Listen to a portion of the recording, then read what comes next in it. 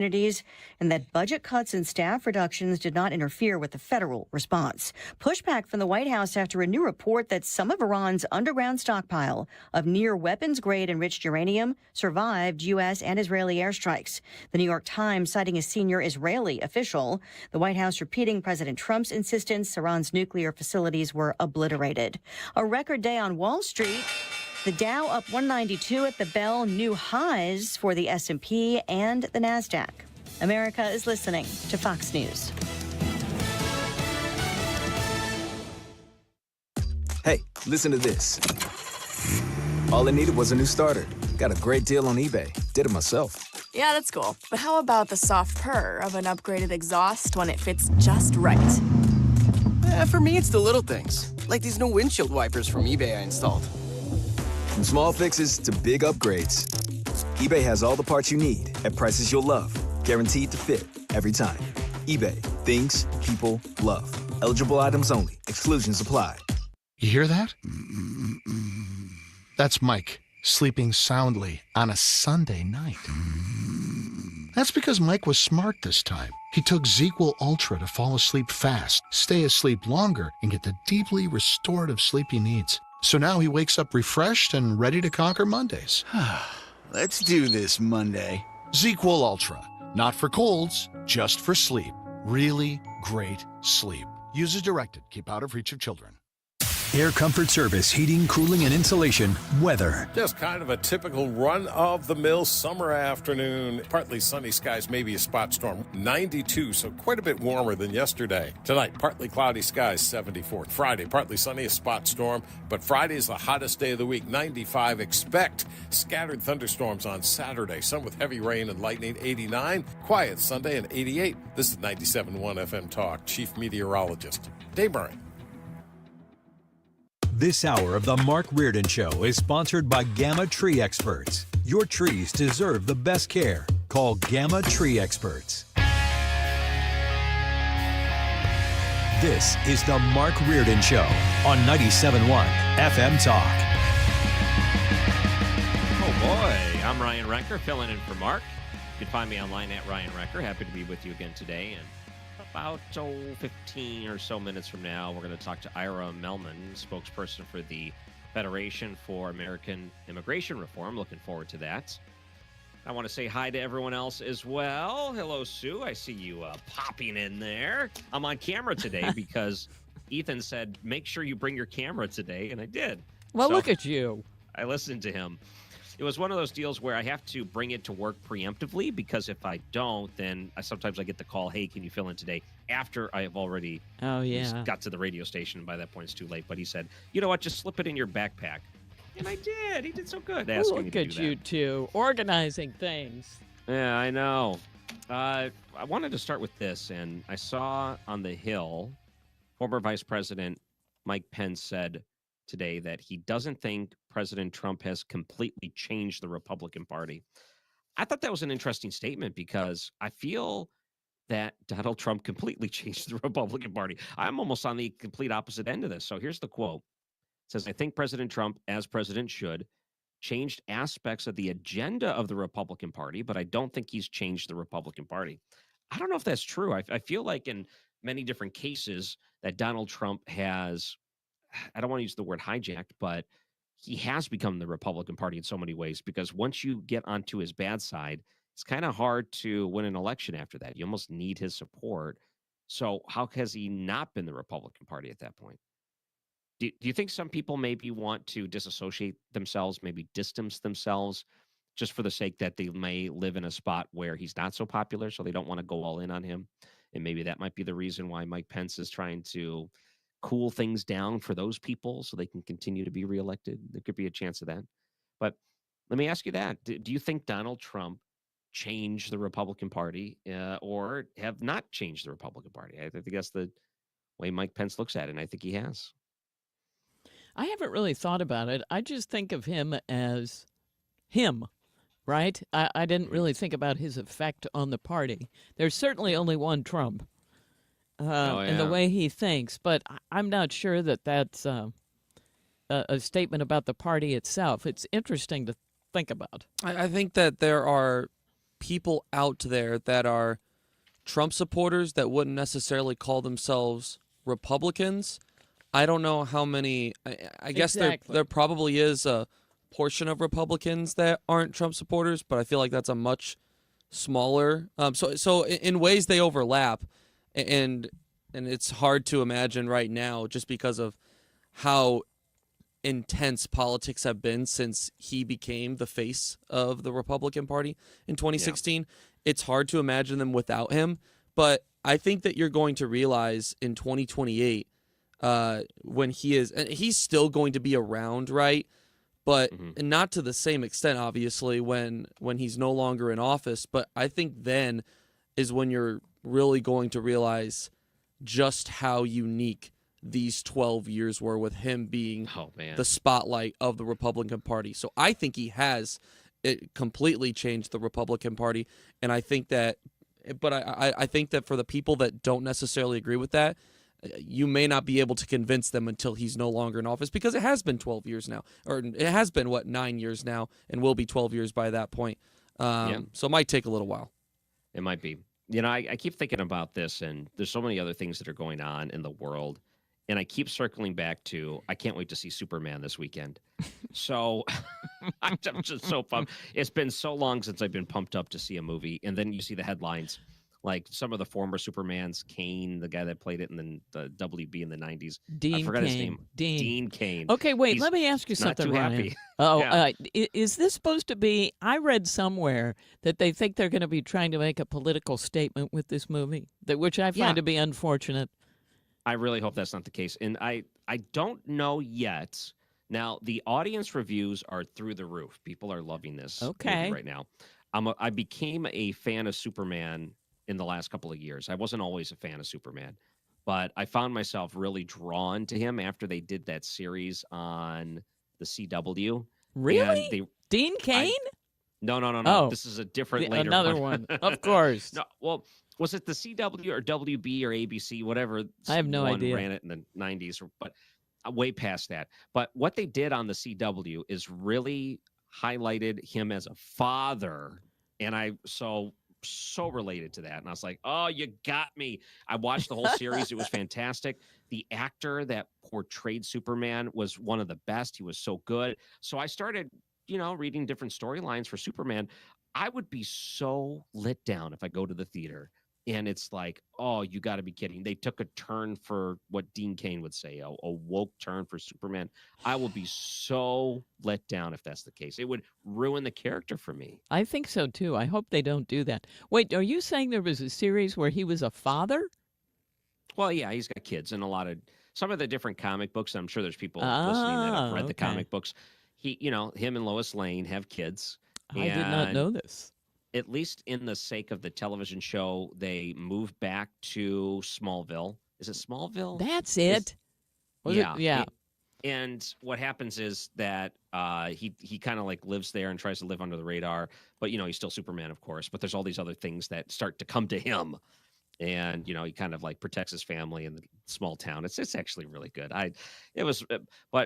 Then you find out some of his kids have powers and there's other parts to it. So they figure these things out, the legacy side of it. But in this movie, they have been spending so much money. I mean, I don't remember the last time I've seen an ad budget for a movie, like maybe Wicked. They spent so much money on Wicked. It's like this, but I feel like they might be even spending more money on this Superman because they're so afraid it's gonna sink DC, and they want to keep making more movies based on this franchise. They don't want to put anything to risk, and it sounds like it's working so far, and I know a lot of people are excited. How far do you think we are before AI, you can just like upload an hour-and-a-half movie into AI and say replace Superman with Donald Trump, and it'll just do it for you? Do you think we're like a year and a half away from that? It seems like we're soon. I don't know. That could happen? Wow. I guess it could, right? You could just put them in there. Ethan? Everything that's happened up to this point with AI, it feels like in the past year, has just happened so fast. Yeah. So it's really hard to get an idea of what could happen in the next year, 2 years, 5 years, based off of how quickly the pace has grown just in the past, year? I mean, is that that's probably what I guess it's been since it really started to get big. So this will further back into politics. I'm going to circle it back around.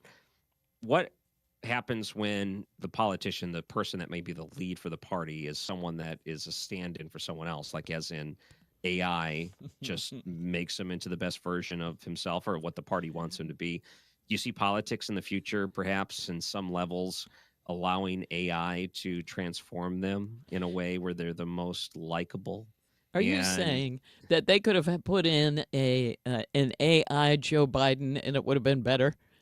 What I'm saying is maybe they did. We don't know it. I knew it. Oh, my gosh. Because you're Ryan Rucker. I was trying so hard to deceive in the way that we were getting the roundabout way to it.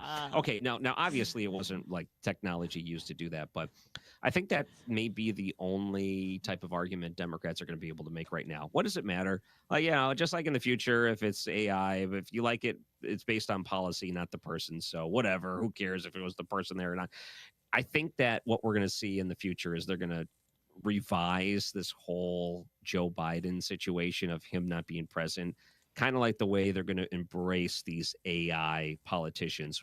Who cares if it's the ends justify the means, right? Just as long as you get it in the end, who cares if it's an AI person or at least a stand-in for an AI person or an avatar for that person?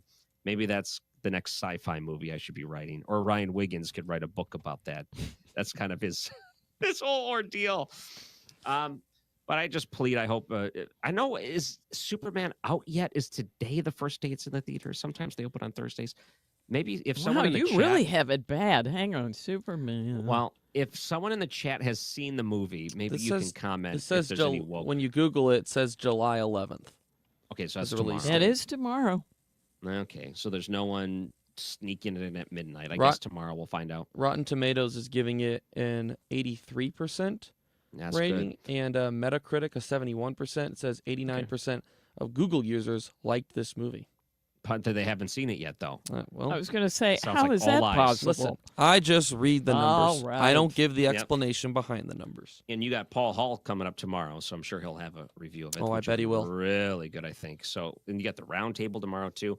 Coming up in just a few minutes, we're going to talk to the spokesperson for the Federation for American Immigration Reform, Ira Mehlman, his thoughts on the recent violent attacks on ICE, Border Patrol, legislation about ICE agents and their masks, all these things that we'll ask him about coming up after the break. I'm Ryan Recker, filling in for Mark Reardon. Don't go anywhere. 97.1 FM Talk. Traffic from the 97.1 FM Talk Traffic Center. On the roads, we've got a couple of reports of debris. One is eastbound 255 past Lee May Ferry. Watch for that in the center lane. And westbound 364 at 94, also in the center lane. We've got some volume this afternoon on northbound 270, and this is pretty much as you approach Olive, southbound slowing in that area as well. And out west, eastbound 70 slowing at Wright City. We've got some road work to the east of there. Westbound is slowing kind of between Forestdale and Wright City as well. And if you're westbound on 70 out of downtown, it's fine. It just starts to have some volume around Lake St. Louis Boulevard out through the split. And 64 is slow, Lake St. Louis Boulevard out through 72. This report brought to you by Jerry Kelly Heating and Air Conditioning. I'm Sue Thomas. And that's traffic on 97.1 FM Talk. In the 70s, baseball player Jerry Kelly decided to do something different. Thanks for calling Jerry Kelly Heating and Air Conditioning. This year, the company Jerry started decided we'd do something different. Thanks for calling Jerry Kelly Heating, Air, and Electrical. And electrical. Hey, here on my show and really overall on 97.1 FM Talk, we try to guide you into good people for situations that you might be dealing with. And divorce is not a fun situation. I've had a couple of friends even recently who have gone through it. You know, it's going to seem like another lifetime ago soon enough. It will seem like that better and faster if you have competent help with experience on your side. That's the law offices of Susan L. Ward. And by the way, speaking of offices, she's got a brand new office located in De Pere near 270 in Manchester. They're very proud of that. She has an awesome team here in St. Louis that can help you with not only divorce, the end of a marriage, marriage, but a lot of things that happen in the aftermath, whether it's issues relating to parenting plans or grandparenting plans. Look, they do domestic partnerships and things along those lines as well. Domestic violence, that's a tough area of the law. But Susan covers it from top to bottom. She's rated AV preeminent by Martindale-Hubbell. That's a rating given to her by her other lawyers, by her peers. She also has the distinction of being the youngest family law attorney in Missouri to get that distinction. So the website has everything that you could need. It's stlfamilylaw.com. The number at that great new location, 314-783-9400. The focus on family law, the emphasis on you, Susan L. Ward. Hi, I'm Bob Kershaw with Retirement Advisory Group. Are you worried about market volatility? Are you concerned your money won't last you through retirement? Hi, I'm Tammy Kershaw, and as a family-owned business, we are committed to protecting your retirement, whether you're nearing retirement or already retired. We have a lot of folks that aren't aware of all the new investment choices that are available, which give you growth and protection from losses at the same time. Are you aware of all the fees that you are currently paying? We can show you how to avoid those fees. So come in now for your free retirement review and get a second opinion on your retirement plan. And just for coming in, you'll get a copy of our latest edition book, Your Key to a Worry-Free Retirement. Let us show you how to retire with confidence. We are proud to say we haven't lost a penny of our clients' money in 39 years, and we won't lose a penny of yours either. Let our family help your family. Call us now at 314-993-9494 or go online to retirementkey.com. That's retirementkey.com. Man, the heat has been killer for our comfort in the last week or so. We got swamped, and I'm not going to tell you to call me when we can't take care of you in a reasonable amount of time. But I've been hearing this, and it's interesting to where people want to get prices for new equipment. A word of advice on what you replace it with if you do not call me. Keep this in mind. Don't jump the shark and say, well, the more I spend, the more my bills go down. You and only you know what you spend a month on your utilities for cooling and heating. If you were told you need a new air conditioner or you know it's just not working for you, call me, Bart Inman, one easy number, Missouri and Illinois. The only number, Missouri and Illinois, is 314-293-2600. God bless.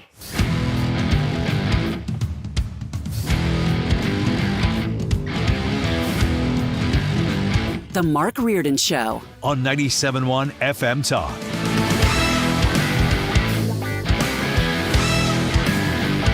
Do you think that this was an isolated incident, or do you think there's a national threat of a left-wing militia that is targeting ICE and CBP? Well, I think you have some very stupid people in the left who have some money that are making it available to these people. There's something going on. We'll get to the bottom of it. All right, that was Peter Doocy interviewing President Donald Trump just a couple of days ago. I'm Ryan Recker, filling in for Mark Reardon. Joining us now, spokesperson for the Federation for American Immigration Reform, Ira Mehlman. Thank you so much for coming on to St. Louis. Pleasure to be here. Thank you. So I don't know if you heard the president's comments there. I don't know if you have any reaction to that. Do you agree with him? Well, yeah, I mean, he called them stupid. I think they are more dangerous than stupid. These are organized events that are going on.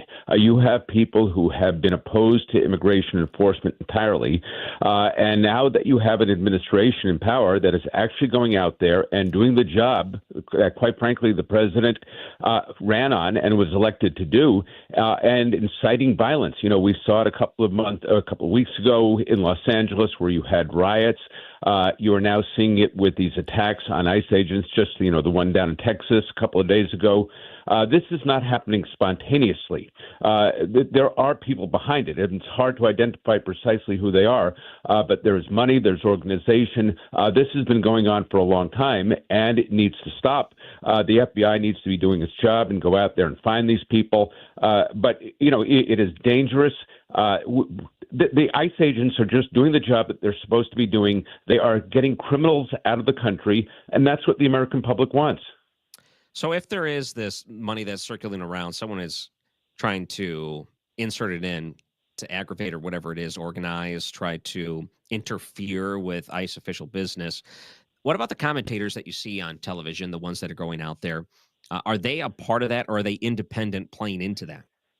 Well, they are, as somebody called them, the accomplice media. I think they may be ideologically inclined to not want to have any kind of immigration enforcement. Look, you see all this hysteria being whipped up that ICE is just randomly going into schools and churches and, God knows where else. That's not happening. What is happening is you have sanctuary jurisdictions all across the country who are refusing to hand over criminal aliens that they've arrested for other things. And ICE has said, if we have to do that, if you're going to put them back out on the street, we're going to go into the community and find them.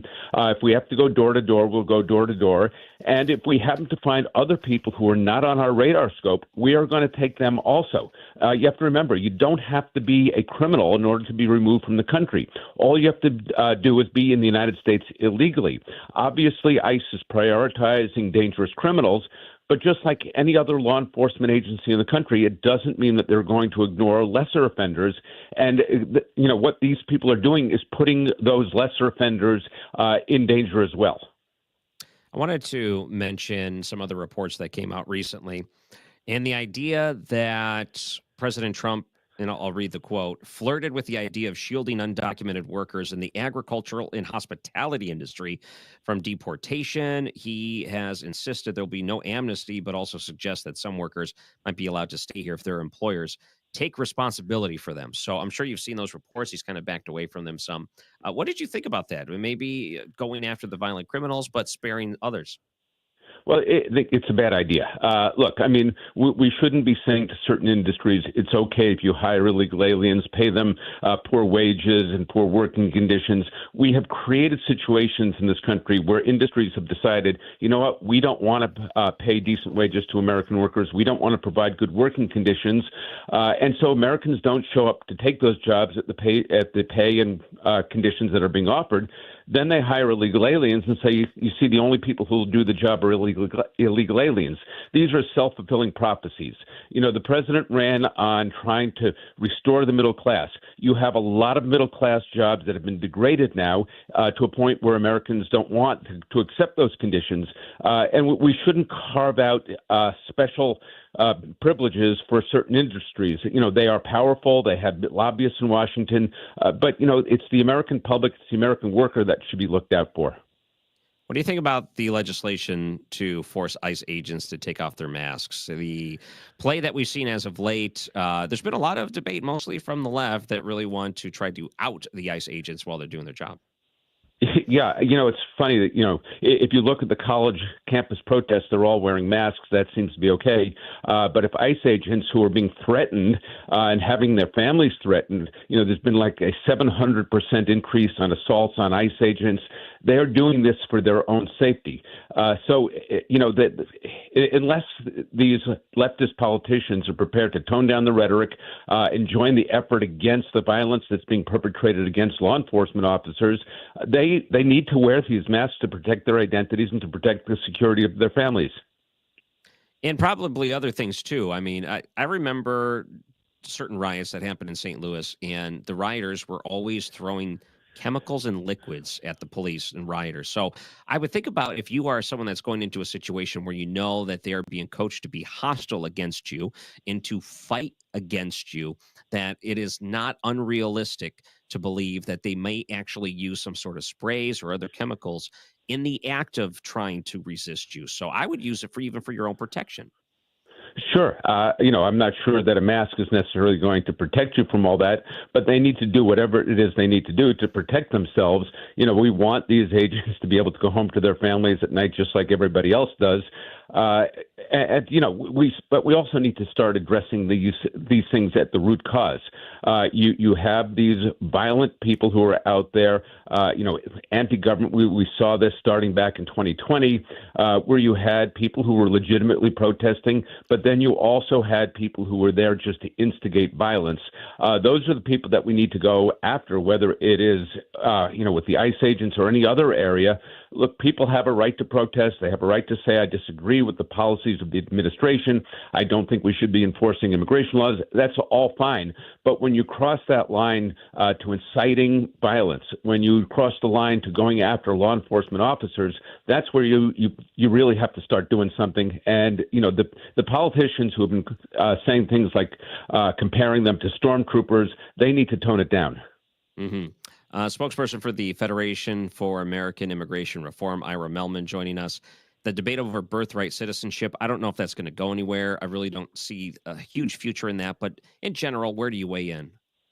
Well, our view is that the 14th Amendment states that all persons born or naturalized in the United States and subject to the jurisdiction of are citizens of the United States. And the question is, what does it mean to be subject to the jurisdiction of the United States? Does it simply mean that you're here and you have to stop at the red lights like the rest of us? Or does it mean something more than that? The framers put that clause in there for a reason. And in our view, being subject to the jurisdiction of the United States means that you don't have an allegiance to another power, that your presence has been recognized here in the United States. If you or I were to go and live abroad, we would still be required to file a tax return in the United States, even if we weren't earning our money here. And that's because we are subject to the jurisdiction of the United States. If we were of draft age and we had a draft, we could be drafted even if we weren't living here. So somebody who's here illegally is obviously still a citizen of another country and is not really subject to the jurisdiction of the United States the way the rest of us are. Mm. Well, people wanted to look up the Federation for American Immigration Reform. Where can they go? They can go to our website, which is fairus.org. That's fairus.org, fairus.org. You guys must be pretty busy. It seems like every time you open up a news site, there's something else that would pertain to your business. Yes, we are busy. But it's good to be busy. It is good. This is the time to settle things that have remained unsettled for as long as they have been. Ira Mehlman, thank you so much for joining us. Pleasure. Thank you. Joining us after the break is a Fox News contributor, retired NYPD inspector, attorney, and founder of the opsdesk.org. You can find his latest piece on there as well. Paul Mauro is going to join us after the break. I'm Ryan Recker, filling in for Mark Reardon. Don't go anywhere on 97.1 FM Talk. Traffic from the 97.1 FM Talk Traffic Center. Taking a look at the roads this afternoon, if you are headed into Illinois, it's really not that bad. In fact, things look good on the bridges downtown. But if you are on 270, especially northbound, there is some slow-moving traffic. And this is just north of Manchester, up through about Olive. Southbound has been slowing at Olive as well. And then it's slow again, headed down toward 44. Now, westbound 6440 is Hampton out through McCausland, some moderate volume at 270. And then Lake St. Louis Boulevard, a little slow out through the 70 split. Northbound 170 slowing at 70.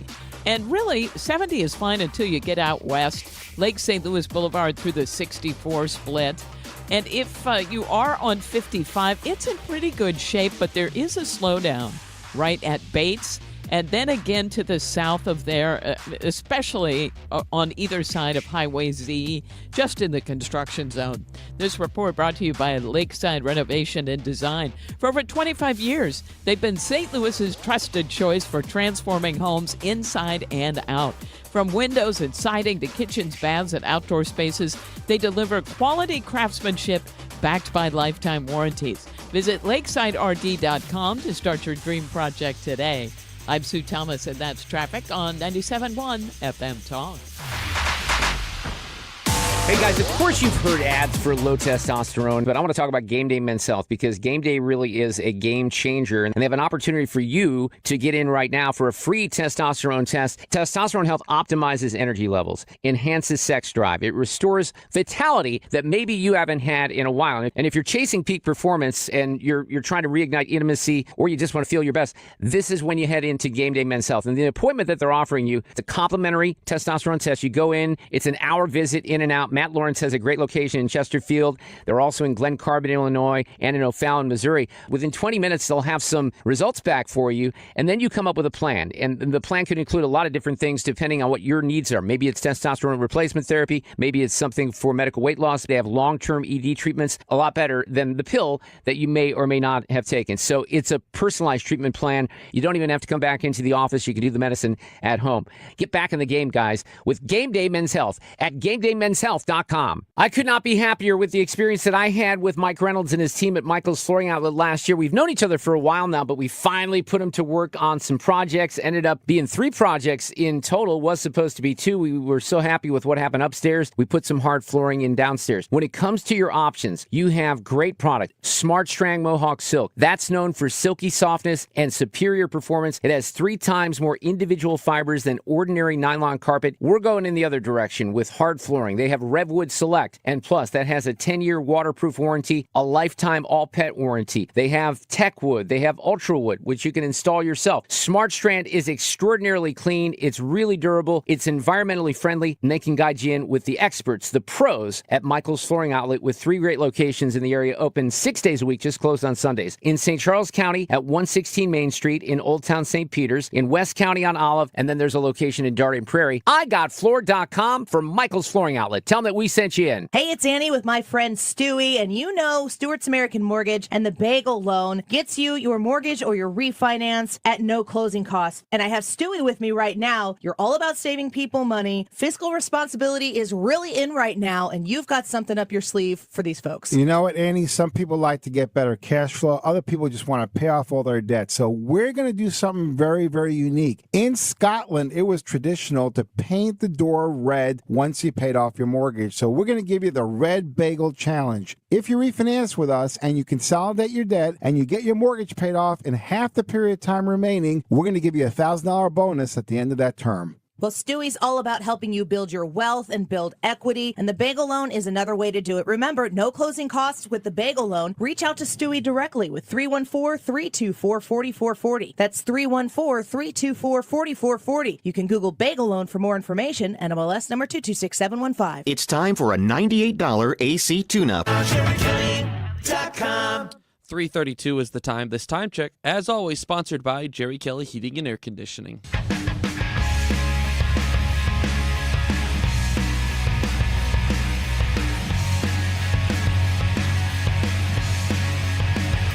The Mark Reardon Show on 97.1 FM Talk. And I'm Ryan Recker, filling in for Mark Reardon today. Joining us is a Fox News contributor, a rising star, I would say, in the network, retired NYPD inspector, attorney, and founder of the opsdesk.org, Paul Mauro. Thank you for coming on. Oh, almost here. I know he's heading over here, too. But there's so much that's going on. If you haven't been to opsdesk.org, I think you'll be able to see one of his latest pieces. And I'm going to read a quick part at the start.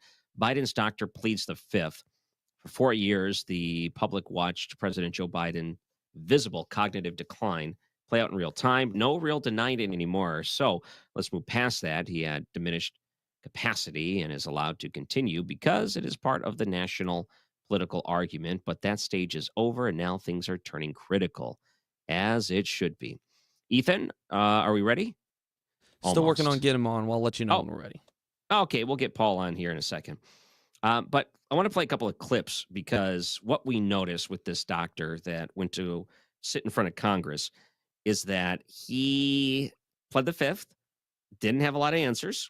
Let's look at some of the outrage that we're seeing for this, and Comer had a couple of things to say about it, too. Can we play clip number 3?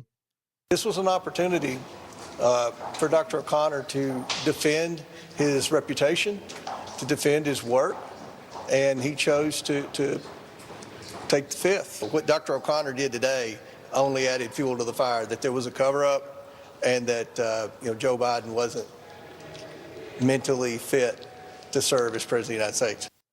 Yeah, I can understand that he may have some allegiance to Joe Biden. You may feel like he has to do this sort of thing, but I think we moved past it. I think it's time to stop the cover-up.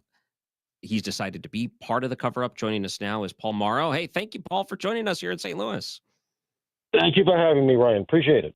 Yeah, I was looking at your latest piece there. Biden's doctor pleads the fifth. And I wanted to ask you about that. You're summoned to be in front of the House subcommittee. You want to answer questions about the health of the president of the United States, mostly his mental capabilities during that time. I think it's very relevant. I think it's questions that the American people deserve to hear. You're not going to get it from him, though. America wants to confront this, and I think a lot of people want these sort of answers. What do you think happens when we don't get any answers? Well, nothing good, because what it does is it just plays into all the worst conspiracy theories that you hear relative to, the answers we're not getting, and they spin out of control, and people conjure all kinds of malevolent theories as to who really was running the country, who's really. I mean, I hear it now. I hear it relative to the Epstein stuff that good men like Kash Patel and Dan Bongino are now part of the deep state, and it's just nonsense. And so in a vacuum in politics, unfortunately, it's filled with conspiracy theories.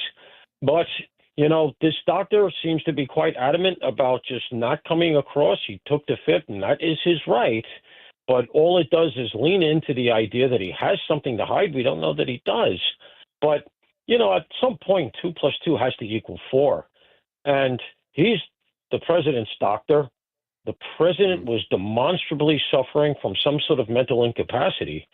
Somebody has to answer for that. I'm sorry. Yeah, and I think that when you're married to someone that's in that capacity, you bring in the spouse. You have Dr. Jill Biden, who would have been fully aware. I want to know what kind of decisions were being made at that point, too.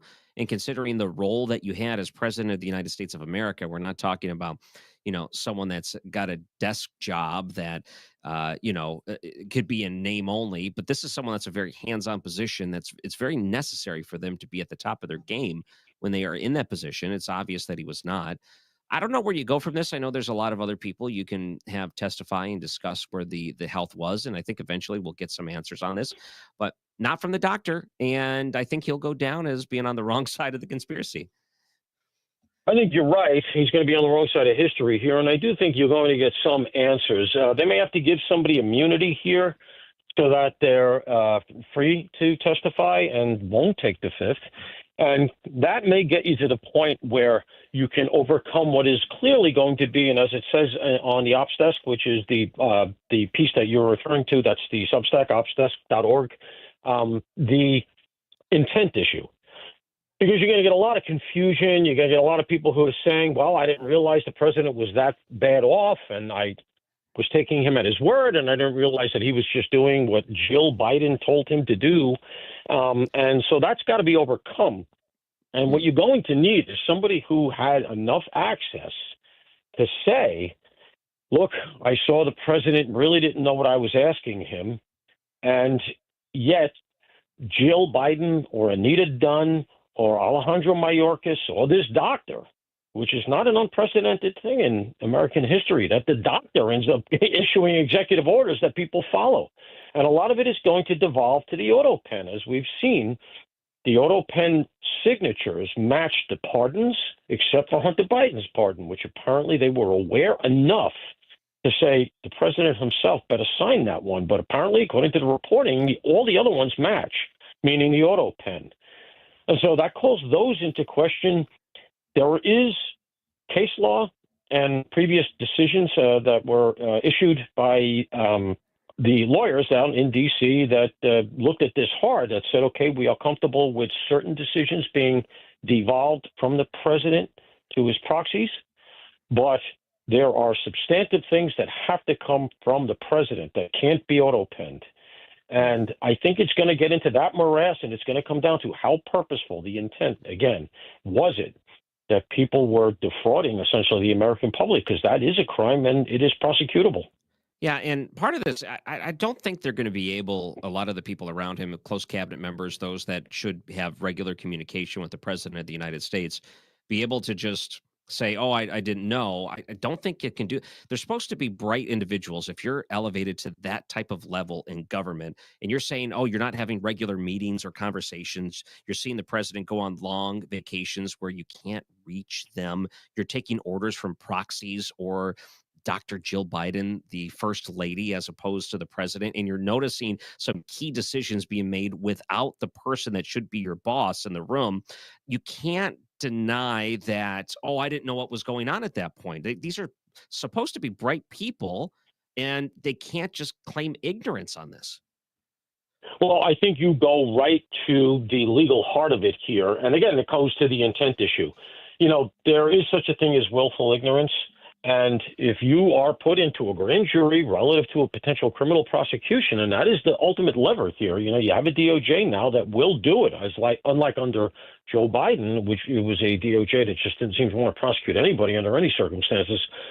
You have a DOJ here that is beholden to Donald Trump, and if he says, I want you to go all the way with this, and it looks like they are, because the American public does want answers here, you put that person that you're talking about into the grand jury, and they start saying things like, well, yeah, I saw the president every day. Yeah, he couldn't formulate the words, but I didn't realize. It's going to come down to, well, you know what? You're lying. We don't believe you. That's potentially another charge. If you're lying during an investigation, it's called 1001, USC 18,001. And that person is not going to be believed by the grand jury. They're going to get indicted.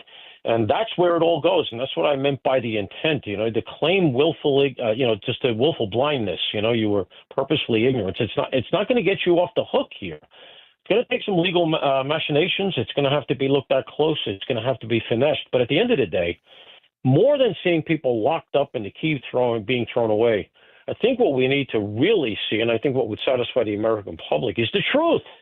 Some clarity on what the heck went on here with our nation. Who ran the place for 4 years? It really became apparent in the last 2 years of the administration that it wasn't the president. And we got to make sure it doesn't happen again, because this is no way to run a republic. Yeah, and we're only 7 months removed from Joe Biden being in office.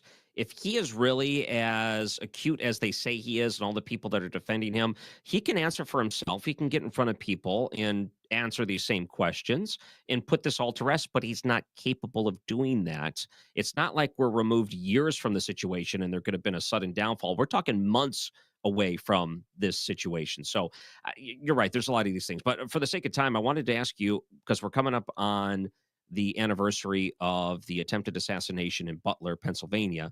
The 1-year anniversary is coming up this weekend. Are there still questions to that event? Are there things we don't know about that? Well, the full report hasn't been issued relative to, like, you have to say to yourself, okay, we just learned that in February, 6 members of the Secret Service were suspended without pay, which is a pretty good hit. They kept their jobs. You have to say, okay, well, why them? You know, and I don't think that's entirely clear what exactly balls were dropped. We know the planning was blown. We know the communications at the location were blown. So was it as simple as the bosses, because it was management class that were suspended here, the management in the Pittsburgh field office who were covering Butler, was it as simple as, hey, it was a hot summer weekend and they just didn't want to go out to Butler? I think there still are a lot of questions there. And, of course, there are questions around Thomas Crooks, although I am going to zig while everybody zags. It is entirely – I've never bought the idea that he was some kind of Iranian cat's paw, that he'd been catfished into this by some foreign entity. They're not going to use a knucklehead like that. The idea that he had foreign apps on his phone, I have probably 5 foreign apps on my phone, whatever they are. They're not nefarious. So I always thought that was a bogus storyline as well. It's like a little bit like the Lee Harvey Oswald thing where, you know what, people feel like it has to be a bigger answer than just it was a local kook who had the gun, who managed to penetrate a very weak perimeter because the service was out to lunch and managed to do what he did. And there, but for the grace of God, we got away with it. The only other thing embedded in there real quick is that I feel like an unanswered question is why the following. The parents of Thomas Crooks knew that he had gone MIA with a gun. They knew, they had to know, it was all over the papers out there. It's a big deal that the President of the United States, or the potential future President of the United States, was going to be in the area giving a speech. If you're the cops and you get that call, was that conveyed to the service and was that ball dropped? Were they aware of a threat before Thomas Crooks was ever cited at the event? I've never heard that answered out as well. And if it were up to me, that's a question I'd like to put to Alejandro Mayorkas, who, as we all know now, seems to be MIA entirely. Right. And let's not forget that isn't a murder scene. Someone did die because of That's that. right. That's So right. That's right. it's for the very least, even if you hate Donald Trump, at the very least, I think his widow and his family deserves answers of what happened there that day. Certainly. Absolutely. So you have the ops desk. If people wanted to look you up online and some of the things you're doing, where can they go? Yeah, opsdesk.org will take you to the Substack, and you can look me up on, I'm on Twitter, I'm on all these things, they do it for me. But, opsdesk.org will take you to the website, and hope to see you there, and, feel free to opine. We're always looking to people, to give their opinions. That makes it fun. Paul Mauro, I said you're a rising star through Fox, and the ops desk is a very great resource. Thank you so much for joining us here today. Ryan, thanks for having me, buddy. And I'm Ryan Recker, filling in for Mark Reardon. Don't go anywhere. 97.1 FM Talk. Traffic from the 97.1 FM Talk Traffic Center. On the roads this afternoon, we do have some volume out there, and 270 seems to be the main area. And part of that is some slow-moving traffic northbound headed for Ladue Road, and we have a jam that goes back through Manchester. And there was an accident south of Olive that was to blame. And southbound 270, it's mainly slow pockets from Page down through almost 44. 55 drivers slow southbound, especially at Bates. And to the south of there's some moderate volume south of Barnhart, just in the construction zone. Southbound 170, moderate volume at 64.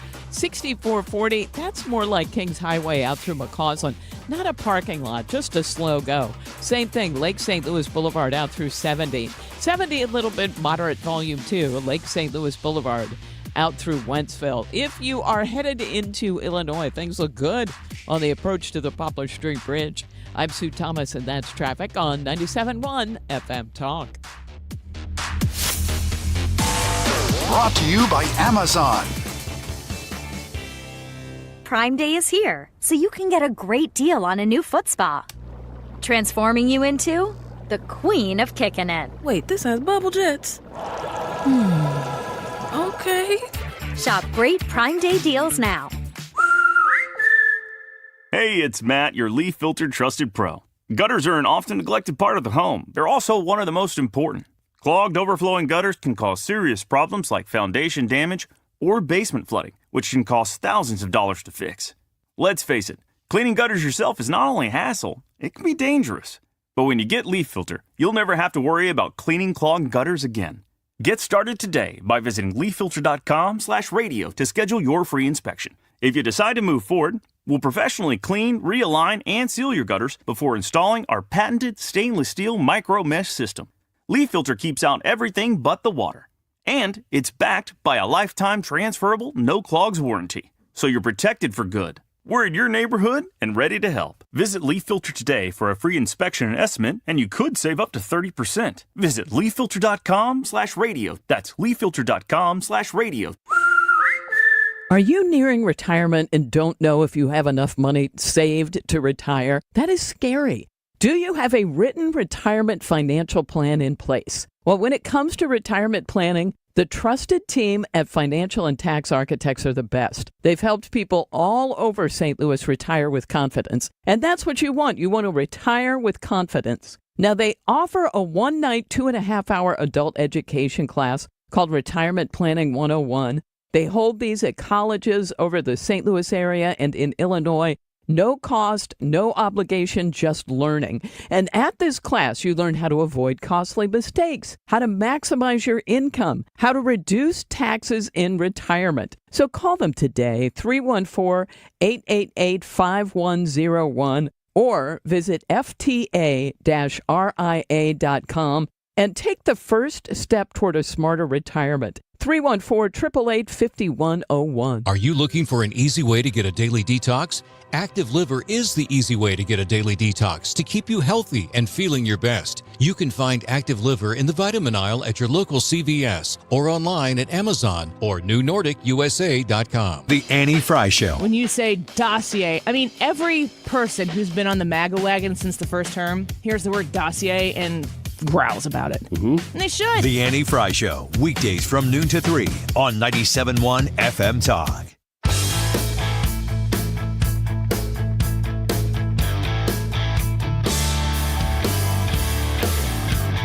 The Mark Reardon Show on 97.1 FM Talk. And I'm Ryan Recker filling in for Mark Reardon. Got a big show planned for today. I know Brad Young's going to join us next hour. That's going to be fun. Sue's News next hour. I look forward to that too. Sue Thomas, I see you're very active chatting with people in the video today, talking women's tennis. Is that right? Well, a little bit. Actually, we're talking about the men's now, but we did talk about the women's. My brother and sister-in-law are over in the UK because one of my nieces is graduating from Delft University in the Netherlands, which is way too much information. But my point to you is this. While they were over there, they decided to go to Wimbledon. Mm-hmm. So they actually sat on center court yesterday. I mean, way up before high. Before they were arrested. Oh, no. But way up high, because my brother thought, we've all played tennis for years since we were kids. When we were kids, we had family tennis night and court time on Tuesdays. Oh.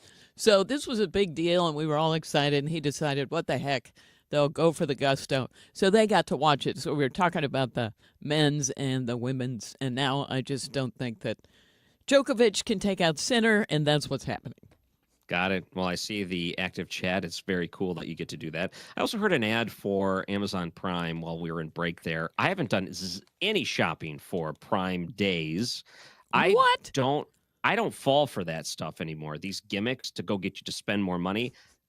I don't do that. I'm done. I only buy things when I need them. I'm not looking for sales for things. They're not going to convince me when I go to that website that I'm going to buy something I don't want. I'm not falling for that. Okay. Did you ever fall for that? Because let's face it. All the time. Really? I used to all the time. It's on sale. It's a great price. I better buy it because it's a good price. Yeah. Not anymore. Well, you showed them. I did. Because they're doing it, 8 times a year now, it seems like. Yeah, for longer. It's Amazon Prime weekend, 5th time this year, it seems like. So I'm not falling for it. Good luck, Amazon. I'm not playing around. I got a toilet bowl cleaner. I just thought I'd share that with you. Ethan Is it an automatic thing? No. It's just marked down a little bit. I'm going to use... it's a new one. You got to update those things every now and then. I'm not saying it's expensive. It wasn't, but it was 20% off. Like, is it a scrubber? Yeah, the scrubber. Okay, that you keep it on the side of the toilet. Exactly. Yeah. How dirty do you think that thing is after your use? Like, it can't be good. It cannot be good. How often are you supposed to replace those? Is it supposed to be every couple of years? But once a year? You know what? That's a good question. I'm going to ask the internet. Proceed, and I'll come back with the answer. All right. If there was a Petri dish analysis of what was on one of those little toilet scrubbers, I think it would make us all just get instantly sick. Don't even want any of that. Okay, just in case you were not sick already. What? Every 6 months? Okay. Well, that's crazy.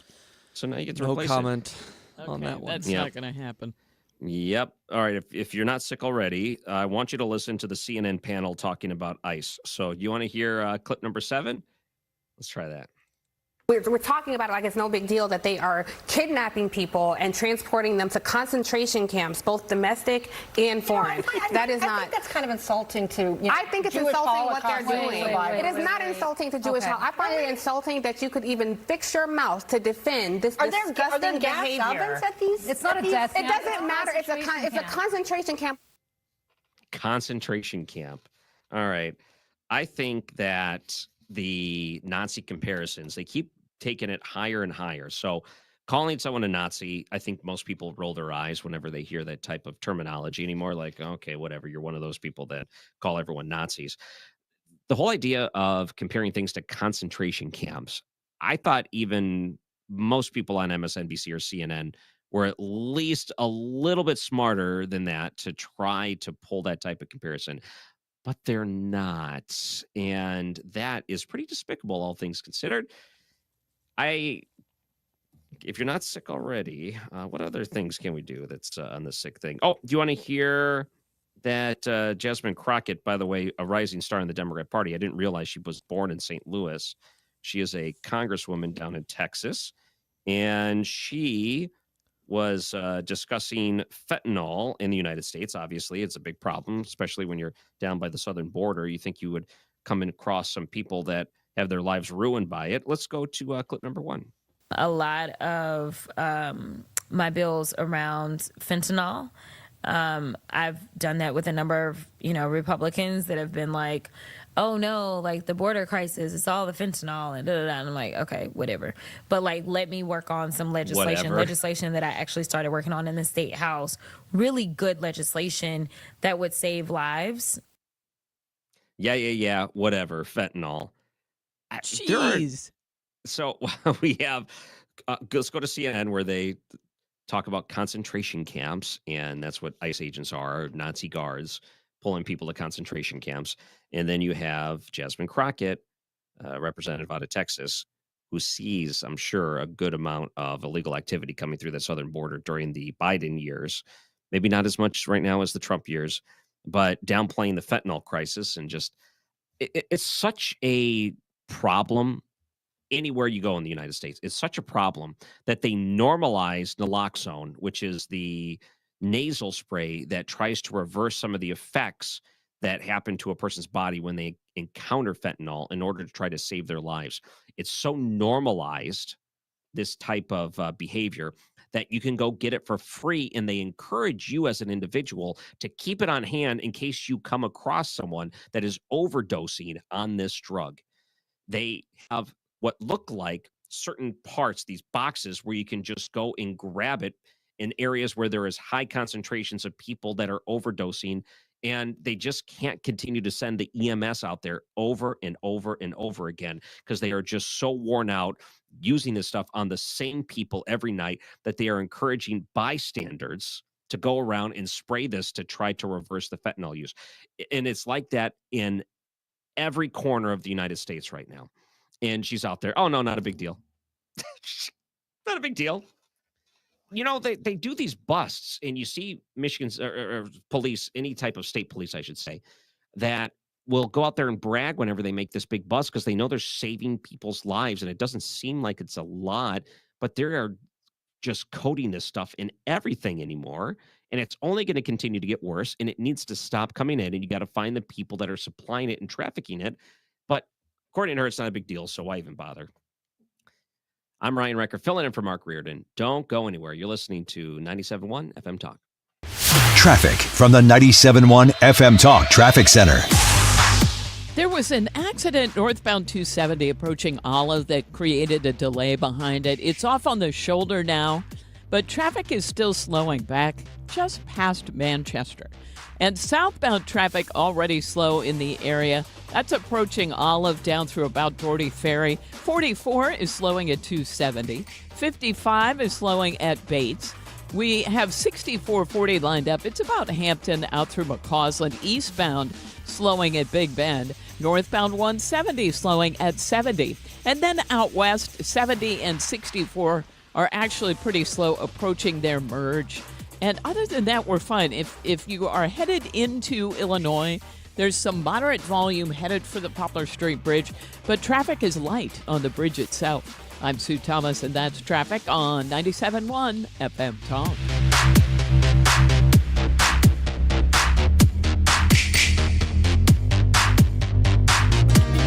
Hi, I'm Lieutenant Governor David Wassinger, inviting you to a weekend you won't forget, the 37th annual Lake of the Ozarks Shootout. Our shootout is the largest unsanctioned boat race in the country. It's free to attend, packed with family fun, and it's all happening right here in Missouri. Join me and thousands of visitors from across the country for a weekend of racing and Missouri hospitality at its finest. I'll see you at the lake. Sponsored by the Lieutenant Governor of Missouri. Guys, it's time to take charge of your health with my friends at Victory Men's Health. Mark Cox here. I already love what they do at Victory. They do hormone optimization, sexual health, weight loss, even vitamin deficiencies. Now they're offering specialty cardiovascular testing and even early detection cancer screening. Visit them at one of their 4 great locations, now in Sunset Hills, Town and Country, O'Fallon, Missouri, and O'Fallon, Illinois. Tell them Mark Cox sent you. Go to Victory Men's MyFriendsHealth.com. This summer, while you stay cool, our first responders stay on the front lines. The St. Louis First Responder Canteen is there to keep them hydrated and supported. Find out how you can help by visiting 971talk.com/talkinaction. KFTK FM Florissant from the Kaufman Townsley St. Louis's Injury Lawyers Studio. Call 314-500-5000. That's 314-500-5000. All on the free Odyssey app.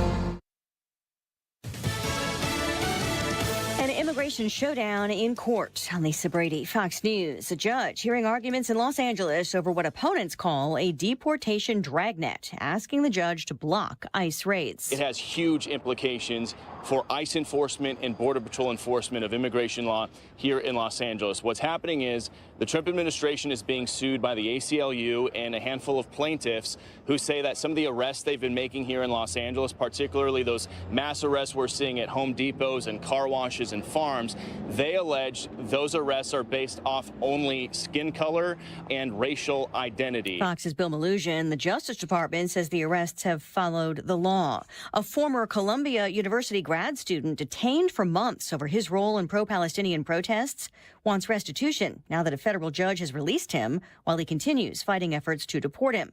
Lawyers for Mahmoud Khalil filing a $20 million claim for damages, accusing the Trump administration of false arrest and imprisonment, abuse of process, and malicious prosecution. Khalil tells the Associated Press he wants to send a message. He won't be silenced. What they did to me is they tried something. It failed. But still, the harm is already there. So unless they feel that there is some sort of accountability for that, they would continue to go unchecked. A Homeland Security official calls Khalil's claims absurd, accusing him of terrorizing Jewish students on campus and saying the administration acted well within its statutory and constitutional authority. A grim search continues in the Texas flood zone. Search and rescue workers doing the best that they can to try to scour through the riverbanks, which, have really only been revealed in the last few days as the water has gone down. Fox Weather's Katie Byrne. 2 more bodies recovered earlier today, at least 120 confirmed dead. America is listening to Fox News.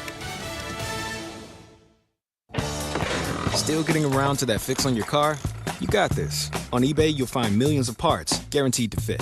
Doesn't matter if it's a major engine repair or your first time swapping your windshield wipers. eBay has that part you need, ready to click perfectly into place for changes big and small. Loud or quiet. Find all the parts you need at prices you'll love. Guaranteed to fit every time. But you already know that. eBay. Things, people, love. Eligible items only. Exclusions apply. You hear that? That's Mike, sleeping soundly on a Sunday night. That's because Mike was smart this time. He took ZzzQuil Ultra to fall asleep fast, stay asleep longer, and get the deeply restorative sleep he needs. So now he wakes up refreshed and ready to conquer Mondays. Let's do this Monday. ZzzQuil Ultra. Not for colds, just for sleep. Really great sleep. Use as directed. Keep out of reach of children.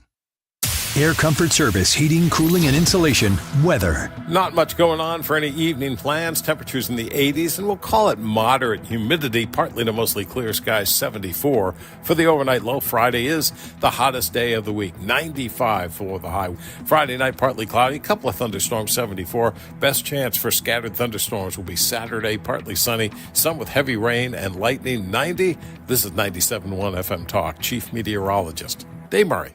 When you're approaching retirement, there are a lot of questions to answer. Do you have enough money to fund your income for life? How should you claim Social Security? And what's your plan for health care and long-term care? Hi, I'm Eric Robert, Director of Investments with the ClearPath Wealth Management Group at Stifel and host of On the Money Saturday mornings at 11 on 97.1 FM Talk. Don't leave your retirement to chance. It's crucial to understand and address relevant risks before you retire. Our team can help you get organized, guide you through critical retirement decisions, and create an investment portfolio designed around your needs. To schedule your free retirement plan consultation, go to clearpathinvesting.com. That's clearpathinvesting.com. Or call us at 636-695-2650. That's clearpathinvesting.com or 636-695-2650. Stifel Nicholas and Company Incorporated, member SIPC and NYSE. We've been here 30 years. 30 Christmases in this house, and we have the traditions that most families have. That's Terry talking about her experience with Rhino Shield ceramic coating. We did Rhino Shield 14 years ago, and the house still looks the same as the first day. Rhino Shield really worked with me to help me get just the right, nice, soft yellow, and it's 14 years later, and it's the same color. The main reason Terry called Rhino Shield is because it's backed by its 25-year transferable warranty. It just sounded wonderful that we could have the house coated with Rhino Shield and not have to worry about it again for 25 years. Take it from Terry. Give Rhino Shield a call now for a free evaluation. 877-25-RHINO.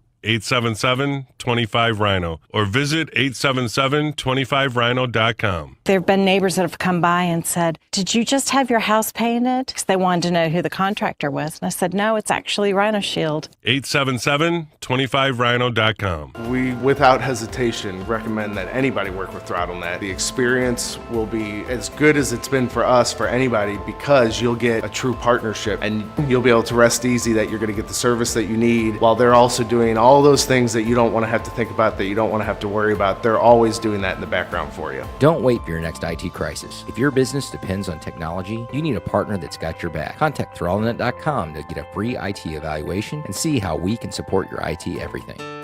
Rolling hot dogs 2 for $5 on a fluffy bun. All beef hot dogs rolling in. Hurry, cause they're on the run. Pick your toppings anyway. Roll into this deal. Pick your 2, big Q2. Roll and mix a meal. Mustard relish, sauerkraut. Ain't no need to scream and shout. Get 2 all beef hot dogs and a big Q for $5. Only at QT. More than a gas station. This hour of the Mark Reardon Show is sponsored by Gamma Tree Experts. Your trees deserve the best care. Call Gamma Tree Experts. This is the Mark Reardon Show on 97.1 FM Talk. Hey, welcome back. I'm Ryan Recker, filling in for Mark Reardon. See, we have Sue. I called you Stu. I'm sorry, Sue. Ethan and Fred in studio. Fred, I heard that you had quite the adventure coming into work today. Well, I tell you, how many times do you drive to work in the morning and pass someone on the side of the highway and think, oh, that poor fellow. You know, I feel so bad for him. He's messing up traffic. He's just sitting there on his phone. What in the world is going on? Well, that was me this morning on my way into work. Yeah. It must have been about 8 a.m. I'm driving down 55. Minding your own business. Definitely minding my own business. And all of a sudden, my car just dies while driving. Oh, Fred. So the electric cut out? Is that what happened? The gas cut out somehow. So I just kind of coasted to this, to the lane on the side of the highway, so I could be actually off the highway. Oh, Fred, this is just the worst feeling. Just sit there and try and consider what I'm going to do, which is the first thing I do is call AAA. Yep. And then I text my wife, and then I text Sue Thomas. That's what I'm talking about. Because I know Sue then is going to be reporting. You did not. Going to be reporting on somebody stuck on the side of the highway. So I wanted to let her know that's me.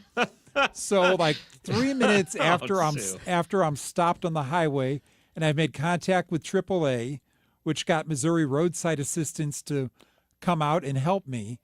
Sue texts me a picture of my car sitting on the side of the highway from the cameras. Yes. So we have a picture of Fred from the MODI cameras on the shoulder. I've got one of him on the shoulder, and then I have a video of the actual tow truck behind him ready to take him out. Yeah. Wow. And so they got the car started. Missouri Roadside Assistance was great because they said, where do you want it to go? And I said, take it to my service station, which is Green Park Automotive on Union. Not far away. Yeah, not far away. 4.2 miles away, 7 minutes. And the tow truck driver said, I'll follow you to make sure you get there okay. Which he followed me, turning around on the highway, getting off, getting back on. Very nice. Driving back.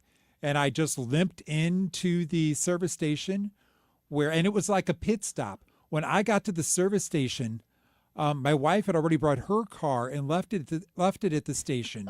So I hop out of my car, hand my keys to Bob at Green Park. He hands me my wife's car keys. I hop in her car and take off back coming down to work. It was kind of like I was, carrying an organ or something. Like there was no need. I needed to get here that quickly. But, I just bam, bam, bam. I was back on the road. Wow, you are so organized. Yeah, and what a team trooper you think. I need to call this traffic tip into Sue. Well, I appreciated it. And he told me not to mention his name, so I was very impressed with myself for not doing that. I'm like, there's a stall on northbound 55.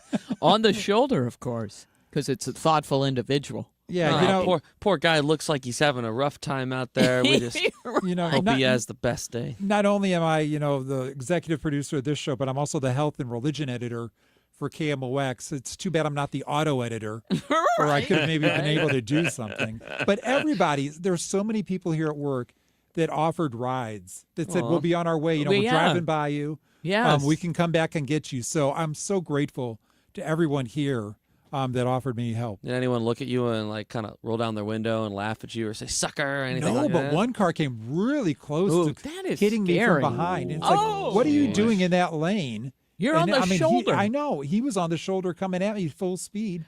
And then he just got back into the right lane. So it was crazy. Oh, wow. I never got out of the driving. car. Oh, no. I think they say don't get out of your car. So I just stayed in the car and sweated a lot until they got there and helped me in about 20 minutes. It only took about 20 minutes. Everything you were supposed to. One thing, I want to make sure I heard you correctly. So the tow truck driver that showed up, did you say she followed you? Was it a lady? No, it was a man. It was a man. I've never seen a female tow truck driver in my life. Yeah, that doesn't appeal to me. Maybe that's why they were so nice. That could be. But this was in a construction zone, Ryan, so there's only 2 open lanes. So if somebody does kind of not pay attention for a while, I can see how that would happen, and they drift over to the shoulder. It's no good. No bueno, as the kids said. But I made it safely, and I got into work just a little bit late. It was great. Sue, I think you should get the picture of him on the traffic camera framed for him. Maybe get a nice frame on Prime Day. It's this could end up being a good deal, a nice heartwarming gift. It's kind of something I want to forget about. So I'm still waiting to hear the ultimate diagnosis on the car. Oh, so you haven't found out yet what's Not wrong yet. with it? Okay. We're all guessing alternator. Okay. Somebody on the feed says, everybody knows it was Fred because his license plate say Bottenheimer. That's funny.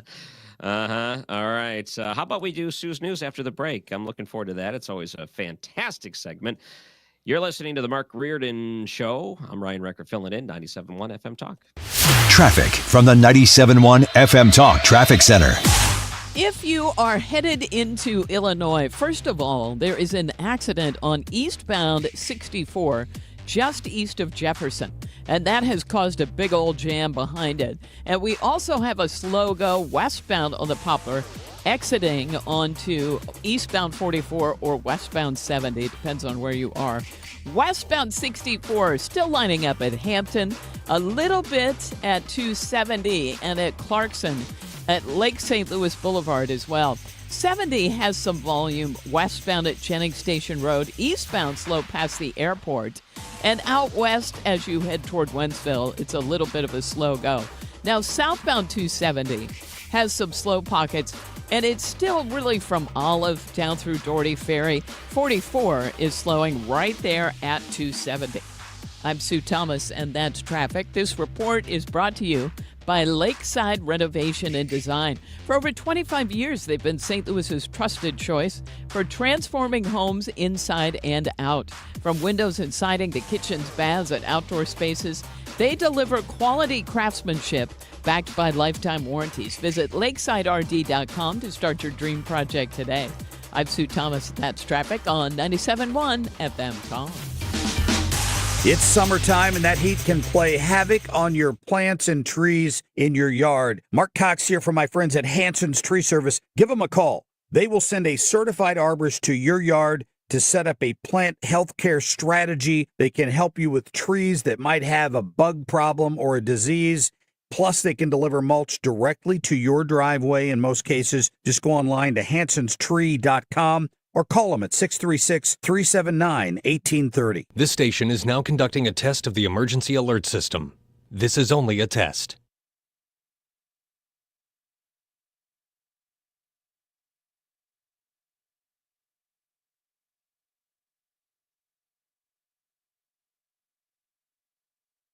I'm John Morgan of Morgan & Morgan. Why should you hire America's largest injury law firm for your case? There's lots of reasons. Just like there's a reason millions of people called us last year in their time of need.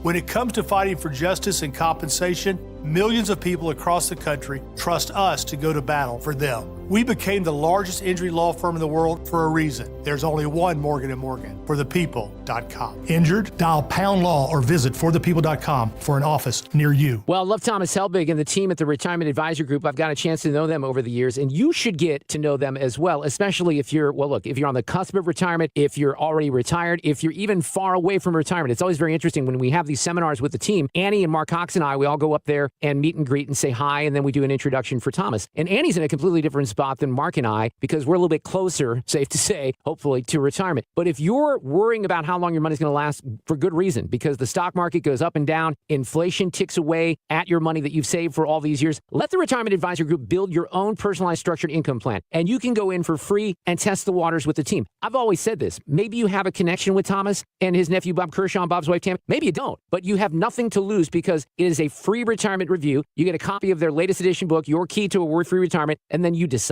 They've been helping clients retire with confidence for decades upon decades. They can help you as well. RetirementKey.com to get started today. Tell them that we sent you along from 97.1 FM Talk. RetirementKey.com. Do you know about the true crimes that inspired a Bruce Springsteen album? Or the murders AC/DC was blamed for? How about Taylor Swift's Violent Stalkers? Or the suspicious deaths of Brittany Murphy and River Phoenix?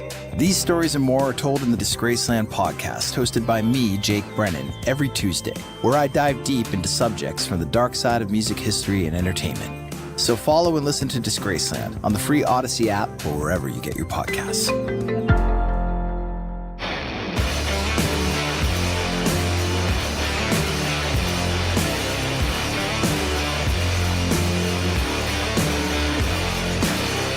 You're listening to The Mark Reardon Show on 97.1 FM Talk.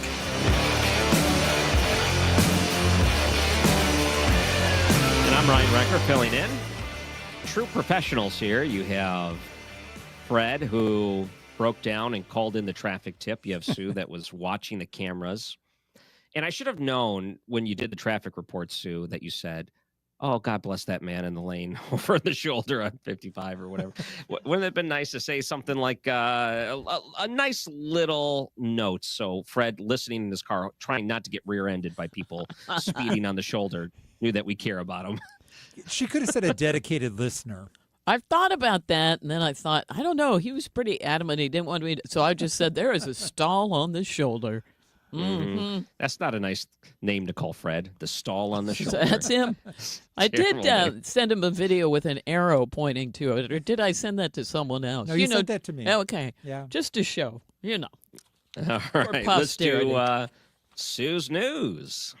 These allegations are deeply concerning. Does the president have any comment? We're not going to comment. It's not clear messaging. No. And now, Sue's News. Brought to you by Sue. It's National Kitten Day. Isn't that kind of sweet? It is. It's National Pick. What do you mean, Cats are evil, so. Yeah, but kittens are it's not a different evil. story. Okay, I'll give you kittens. Come on. Pick Blueberries Day, which I usually do. Well, not every day, but I haven't done that this summer. Just pointing that out. Where do you it's go a lot to of sweating. Where do you pick blueberries at?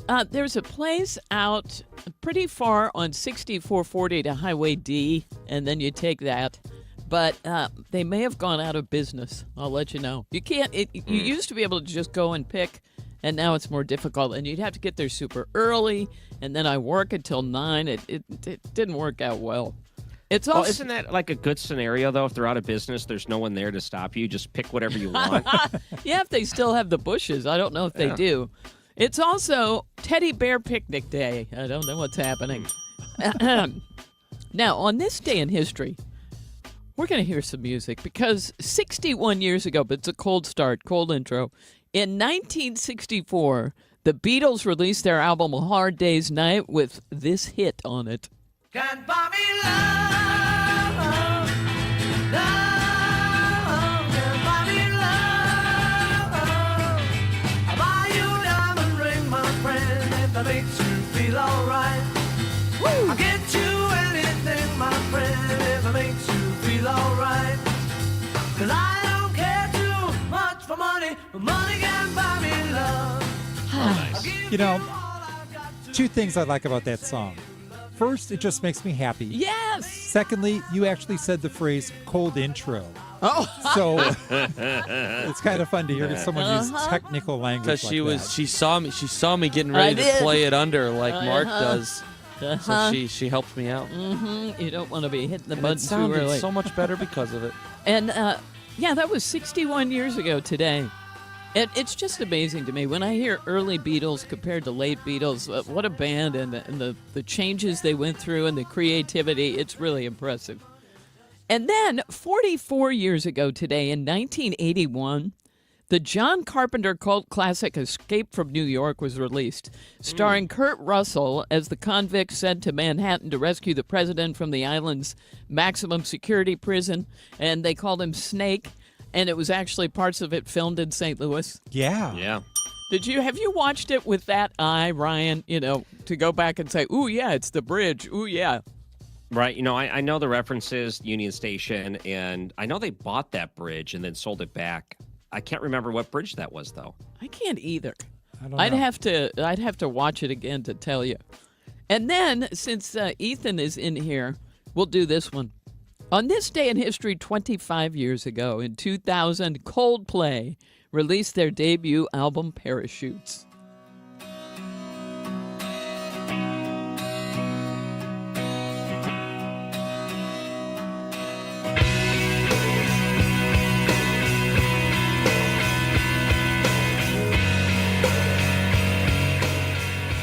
So there you go. One for Ethan today. He likes the Coldplay. I do love me some Coldplay. I appreciate you throwing that one in there, Sue. It's a classic. It's Yellow. Mm-hmm. And, of course, Trouble and Shiver also on that album. All right. Oh, there you go. We'll give a little. It's a long intro. You understand. Are they still really popular, Coldplay? I mean, they're still touring and stuff. I don't think they have produced as big of music here as in the last couple of years, but I know there's a couple of semi-newer ones in the last, I don't know, several months that Mark has added to his playlist. He still likes them, the new stuff. So, but their big stuff is, it's been quite a few years. Oh, you know what? Thank you, online. It was the old Chain of Rocks bridge. Oh, yeah. The tropicalfruit.com. Now, I haven't eaten cereal in probably 2 years because it's just terrible for you, but I bring this up because it does kind of unify the world. Tropical fruit. Even life is life. Oh, life is terrible. They're Honey all Nut terrible. Cheerios? All of them are What? terrible. Are you kidding Sue, me? you're breaking my I'm heart. sorry. You could still eat them. I'm just telling you that it's not good. Now, the tropicalfruit.com ranked the 10 best cereals of all time and gave the top spot. Well, let's work our way up, shall we? Okay, all right. Yeah. I like this. See how many of your childhood favorites made the cut. All right. At number 10, Frosted Flakes. Oh, yeah. All right. That's a Listen, classic. nothing wrong with that, but they get soggy pretty quickly. Number 9, Fruit Loops. Okay. All right.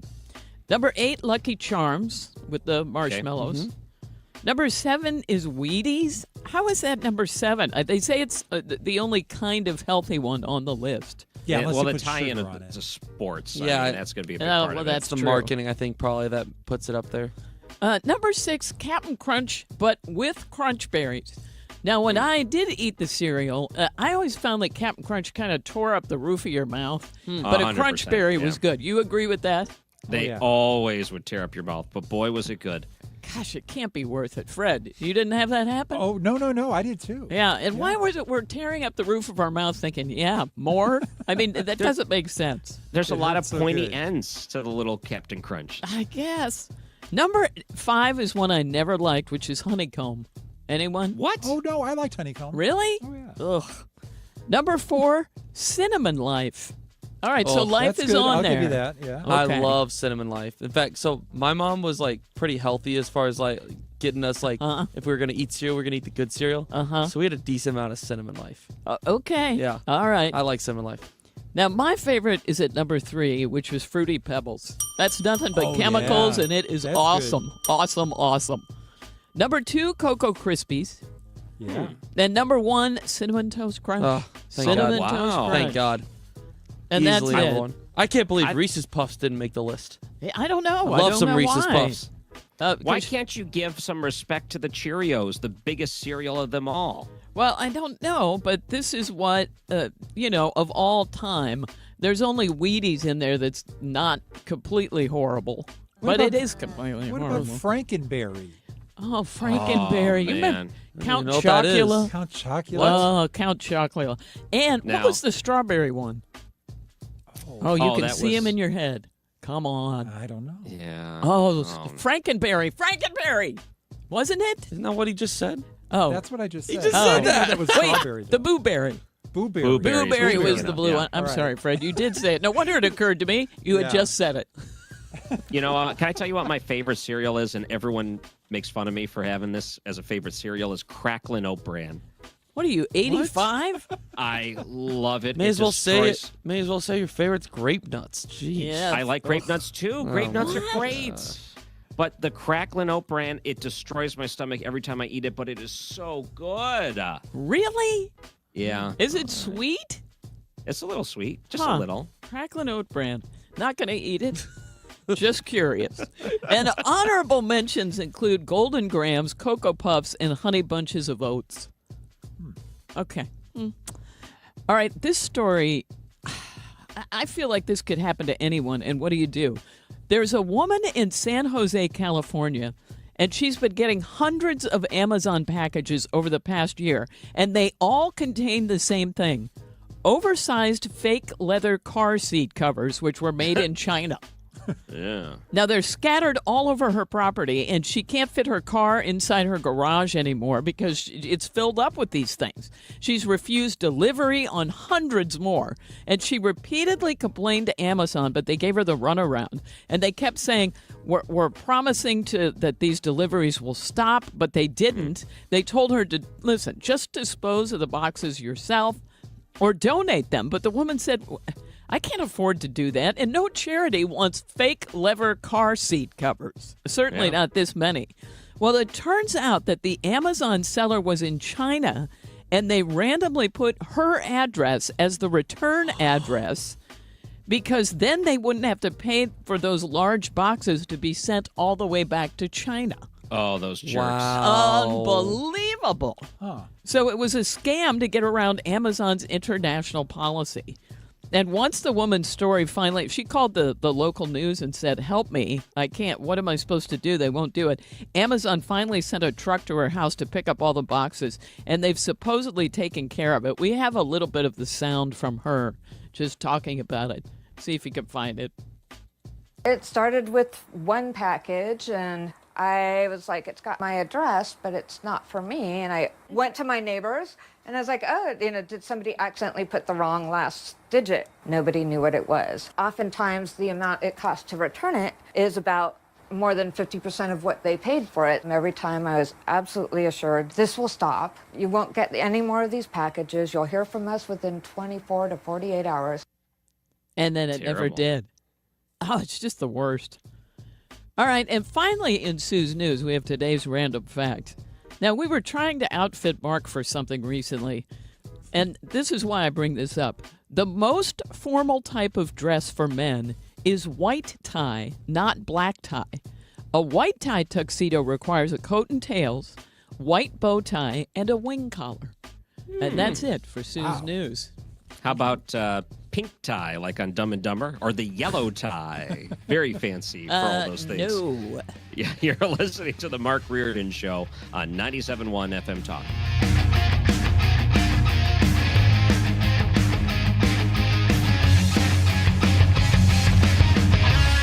I'm Chad Robinson with Your Money Now. President Trump says the 50% tariff on copper imports will take effect on August 1st.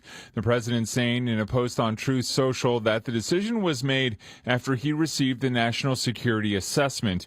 Copper prices rose more than 2.6% following the latest announcement.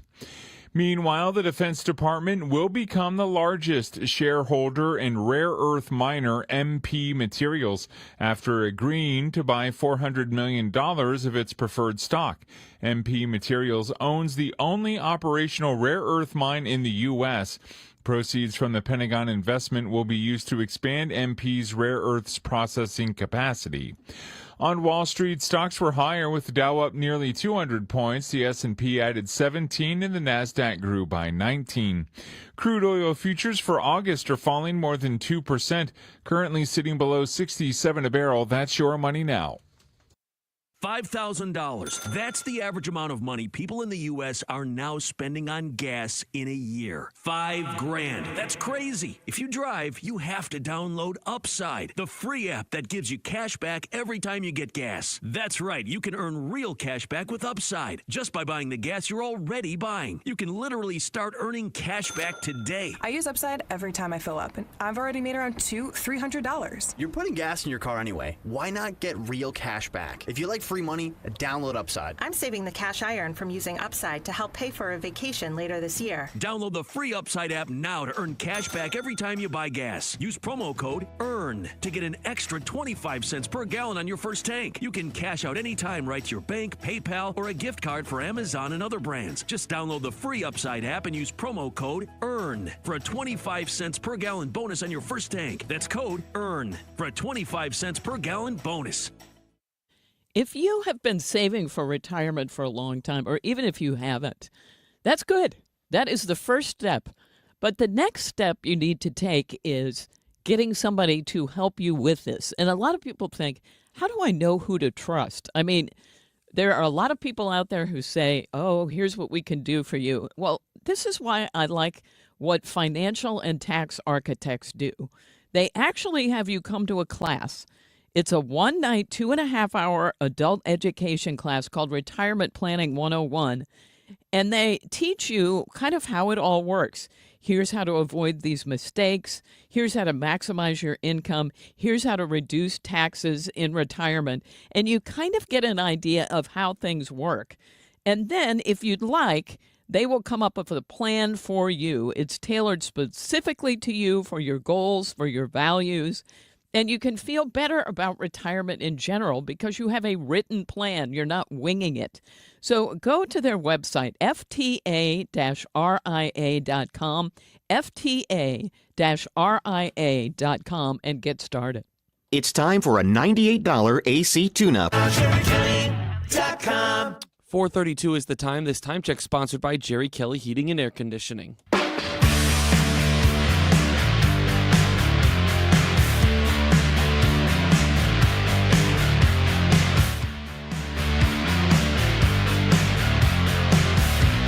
The Mark Reardon Show on 97.1 FM Talk. And I'm Ryan Recker, filling in for Mark Reardon. Really looking forward to the lineup we got here today. I don't know if you know this, but today would have been Nikola Tesla's birthday, so we're going to talk to a Tesla expert. I know a lot of people are interested in the inventions that he made, and some of them that really didn't become popular, but in retrospect, you go back and look at it and say, whoa, this guy was working on some crazy stuff. So we'll talk about his legacy in the show. Joining us now is the chief legal analyst and partner at Hairstyle Fisher & Young, Brad Young, joining us again. Hello, Brad. Ryan, man, 2 days in a row. I got to tell you, I'm luckier than Bill Clinton on a ladies' night at a bar. Well, Brad, I got to say, it is nice to happen 2 days in a row. I don't know if this increases your fee, having you on 2 days in a row. Oh yeah. You know that enormous Odyssey money? I'm getting my share, pal. I mean, it's not like, hang on a second. It's not like coast to coast money, but it's pretty darn good money. I mean, you're piling up the Odyssey stock right now, so I think maybe one day you'll be able to cash out all of your different appearances. One day. Yeah, if I live long enough. There was a few things I wanted to ask you about, and one of the things that is kind of interesting right now is TikTok as an app. And for a while there, was it going to go? Is it going to stay? Is there going to be a ban? Is it going to be sold? So part of this is having a foreign entity control all of this sensitive data. It's already prohibited on the devices of federal agents. They don't want this stuff in there, mining for information, sensitive government information. So is TikTok going to get banned? And let's say that Donald Trump decides not to enforce the ban. What happens in situations like that? Well, let me talk about what I think will happen, and then we'll talk about the constitutional issue. It was announced this week that Trump has put together some buyers for TikTok, but the Chinese government won't sell the algorithm. So as I understand it, what's happening, because the algorithm is literally that's where the money is on this case. And an algorithm, of course, is just a computer program that gets people, primarily kids, addicted to watching TikTok. So including members of my own family, I'll tell you that. But here, what's happening is that there is apparently another TikTok algorithm that's in the process of being put together. And then once that happens, the sale is going to happen. That's just stuff I'm reading online. I don't know how true that is, and I certainly don't know the timeline. Now, here's the constitutional problem. The Constitution specifically tells the president and literally requires the president to take care that the laws be faithfully executed. And in this instance, TikTok is a valid law. It was passed by both houses of the legislature, signed by President Biden. And so at this point, it's Trump's to enforce. And at this point, he's not enforcing it. The law itself allows for a continuation of the ban if there is a pending sale. But as far as I've read in the bill, which I've read, it doesn't allow for unlimited continuances. So right now, I think it's beyond what the statute allows. And that raises the question, should a president be able to selectively enforce the law? We saw that during the Biden administration, where the Biden administration was choosing not to enforce immigration laws. So this isn't a right or a left issue. It's really just a how government should function issue. I complained about it during the Biden administration. I complained about it during the Obama administration. And I think there are valid complaints now, particularly with TikTok, during and under the Trump administration. Well, where are we going to get our dance videos if TikTok goes away? Oh, my goodness. I can't tell you how little that means to me. I have an immense vocabulary, but there is no word, Ryan, that can summarize how little, not even a scintilla, do I care about that issue. Okay.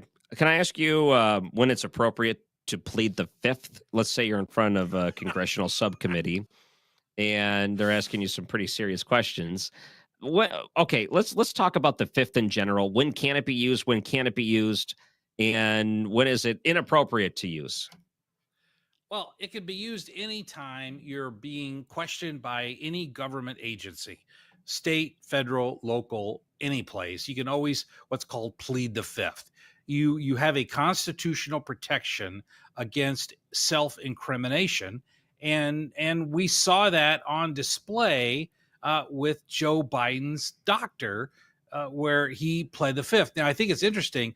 Not only did he plead the fifth, but at least according to the Babylon Bee, he denies ever even knowing any person named Joe Biden. Well, it definitely got the attention of a lot of different people in Congress. They just want to get some answers. They're not going to get it that way. Can literally every single person that is called in front of that committee just plead the fifth? Yes. Now, here's the way you get around it, though. And there's an easy way to get around this issue. And that is that Congress gives you immunity for anything you say. So at that point, then you cannot be under any self-incrimination if you're given immunity.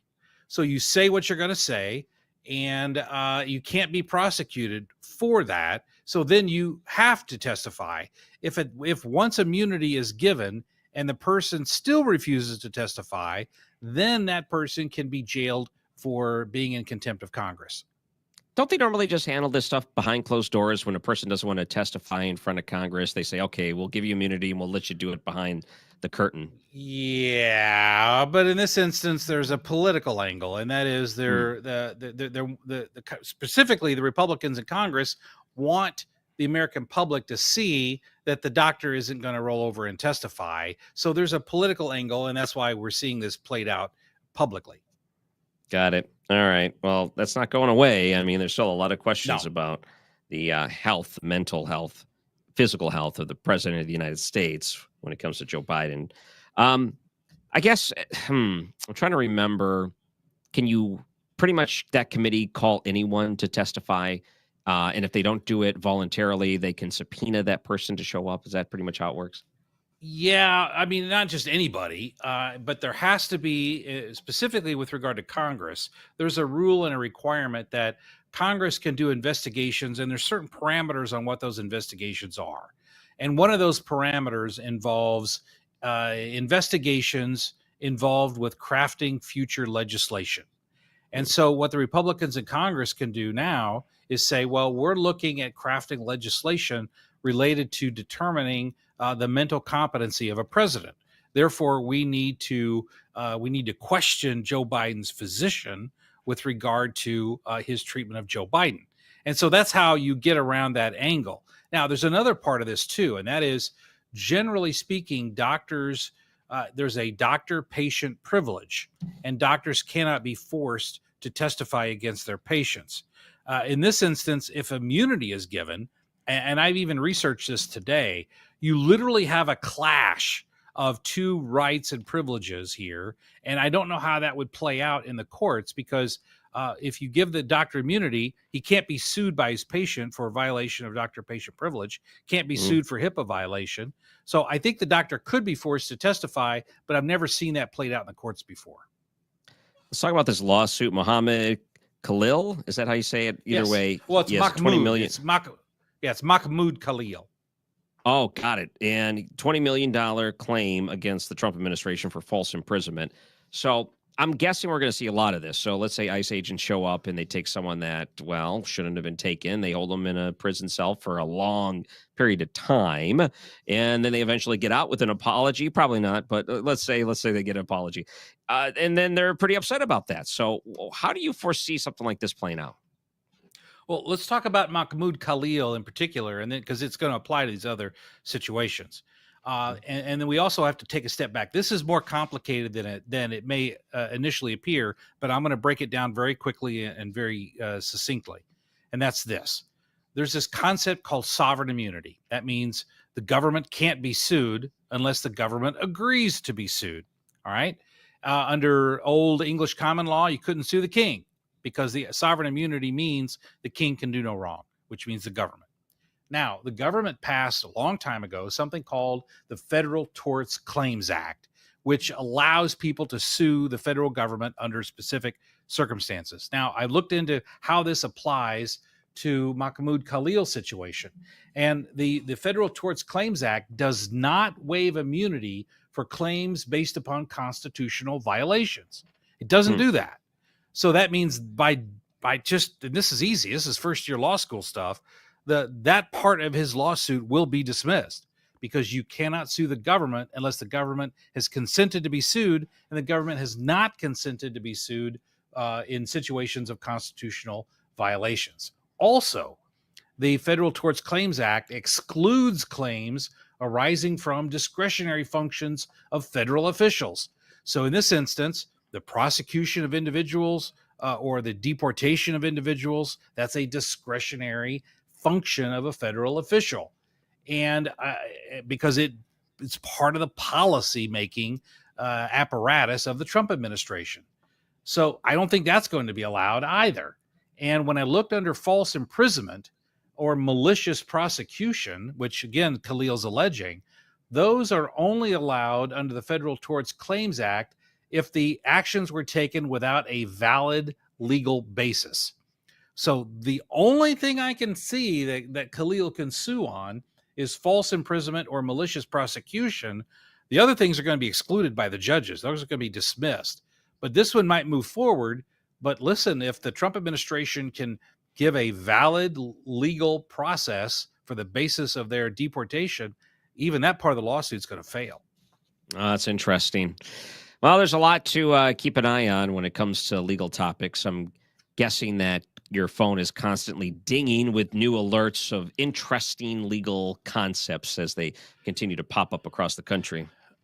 It does, but when I got to balance that with a full-time job, it's kind of hard. But you know what? That's just how much Ryan Recker means to me. I sacrifice billable hours to help Ryan Recker's shows be the best they can be. Yep. I remember one of the first times I interviewed you on KMOX, and I took a wild stab at a wild question, and you didn't hang up on me, and I knew instantly that I was going to like you. Do you remember what that question was?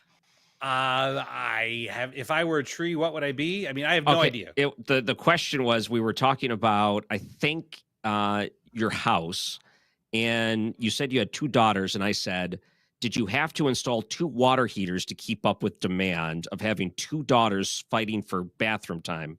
And you answered that, and I think you said, did you have 2 water heaters, or you had to get an upgraded industrial-sized one to keep up with it? Man, you've got a great memory. I did. I said, once my third, I got 3 girls. I said, once my third daughter was born, I had to upgrade to a 50-gallon water heater, or else, That's right. Dad's taking cold showers. I know.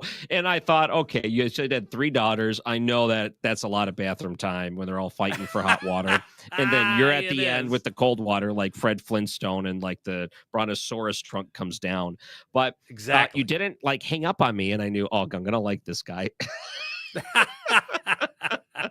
And it's been a bed of roses ever since. Yeah, Brad Young, chief legal analyst here, partner at Hairstyle Fisher & Young in St. Louis. Brad, thank you so much for joining us. My pleasure, Ryan. Anytime.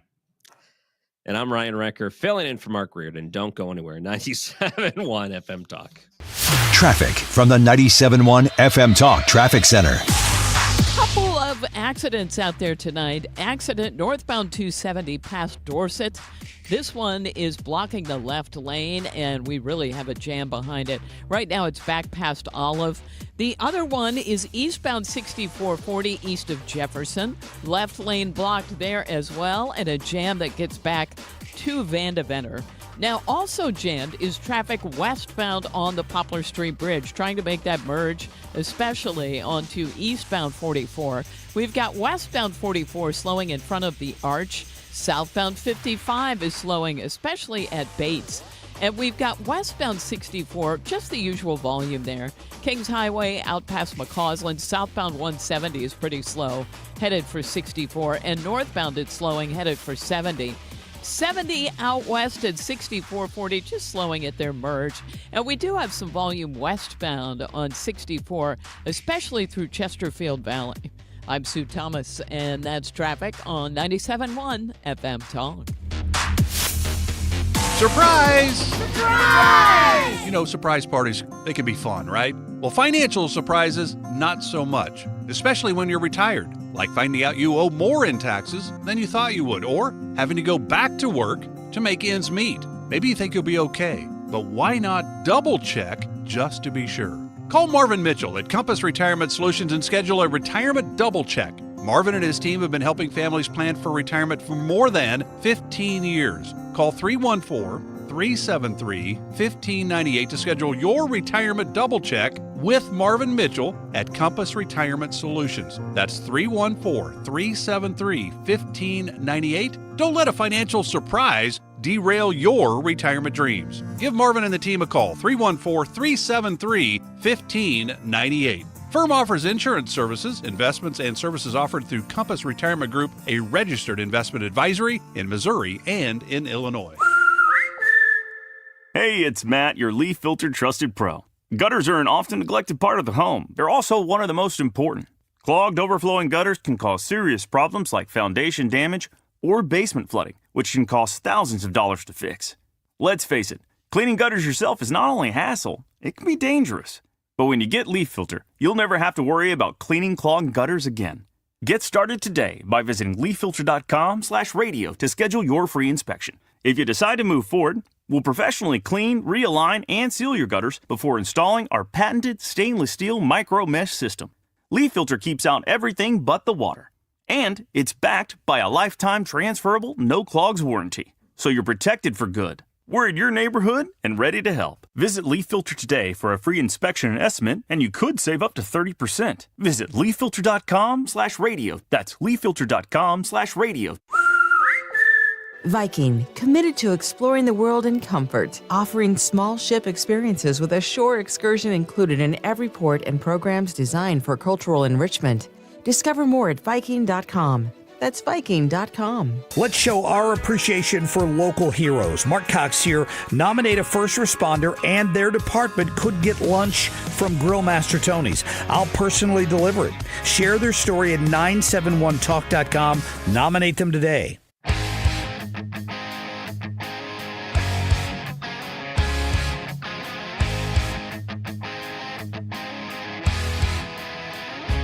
The Mark Reardon Show on 97.1 FM Talk.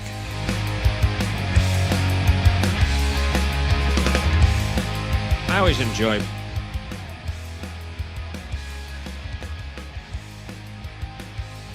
I just want to say I enjoy Brad Young so much.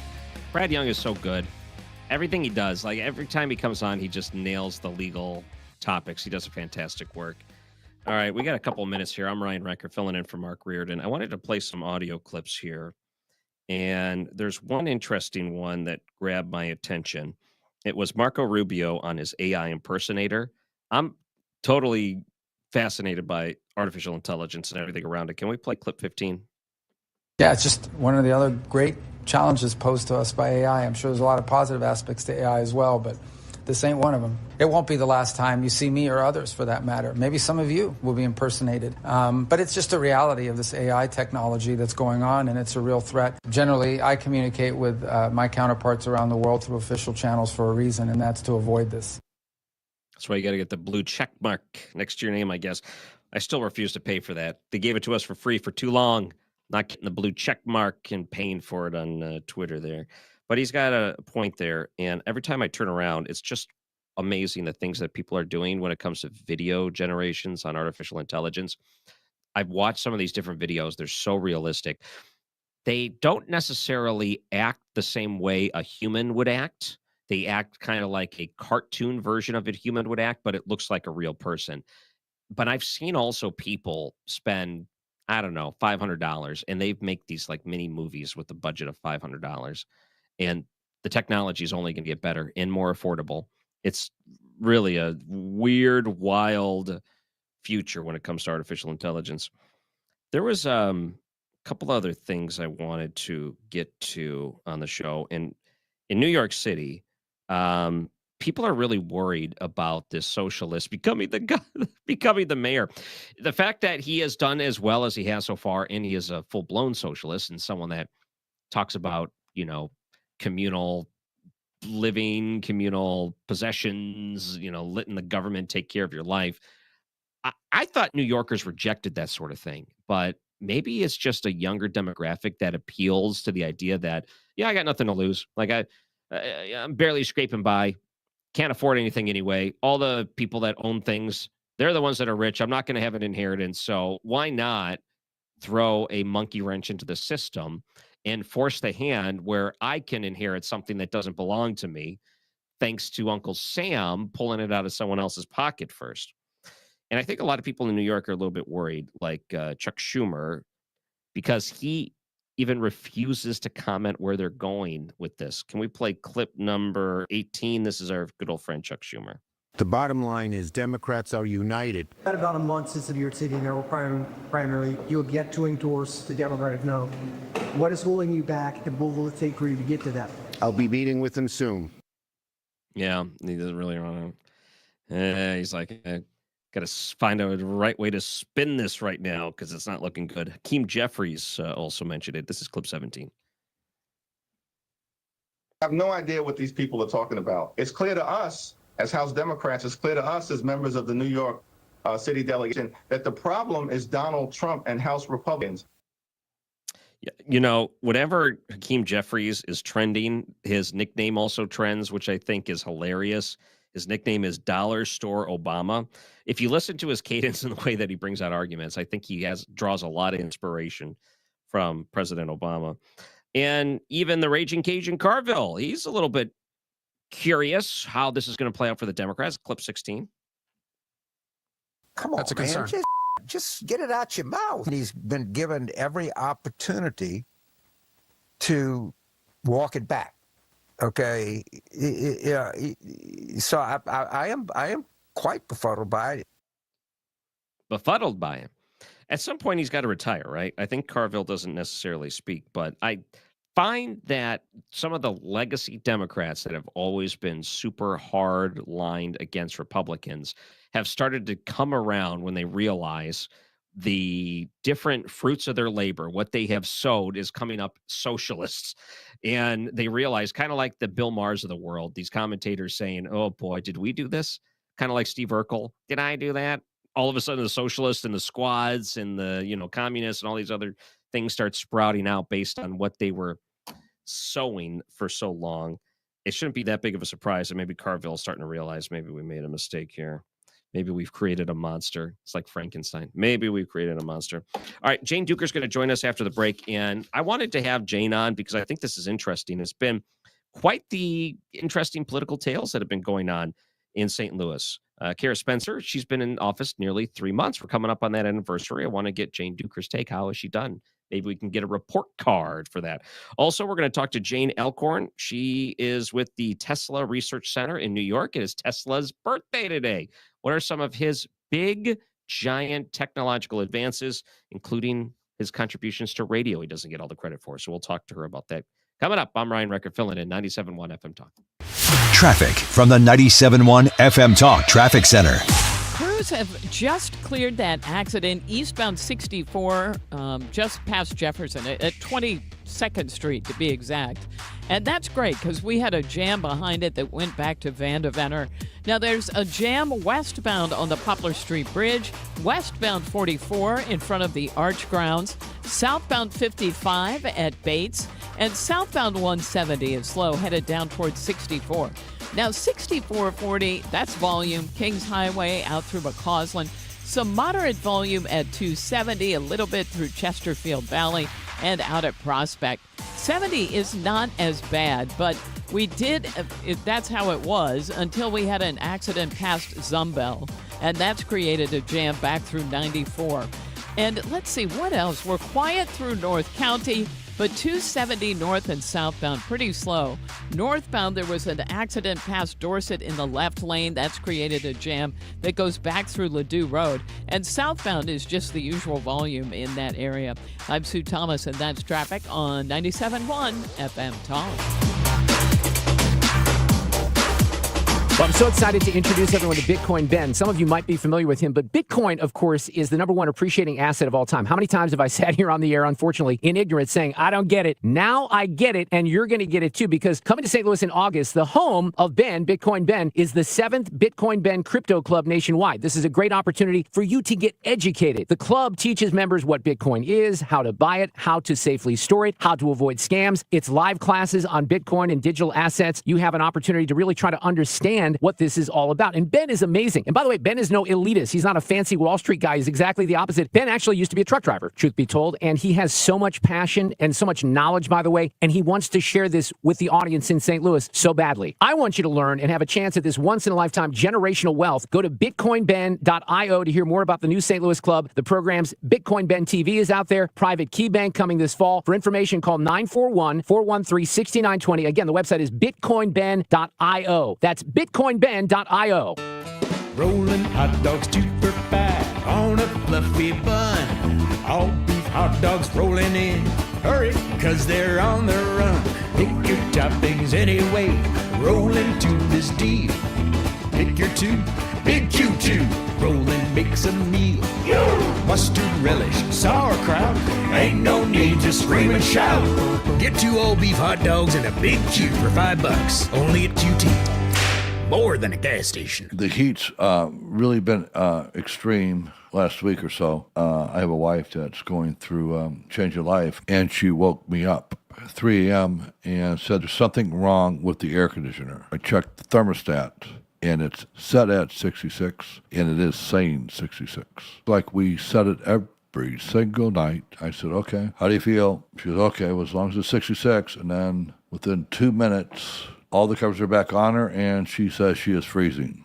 I said, honey, the air conditioner isn't broke. Your thermostat is broke. So if you're living that way, my advice is this. I'm not the brightest bulb in the box, but here's what I do. I keep my laughter inside. It is real what they're feeling. You don't need to call me. You can say you called me, but you don't need to call me. Save your money.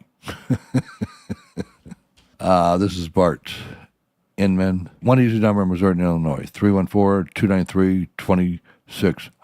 God bless. This summer, while you stay cool, our first responders stay on the front lines. The St. Louis First Responder Canteen is there to keep them hydrated and supported. Find out how you can help by visiting 971talk.com/talkinaction. KFTK FM Florissant from the Kaufman Townsley St. Louis's Injury Lawyers Studio. Call 314-500-5000. That's 314-500-5000. All on the free Odyssey app.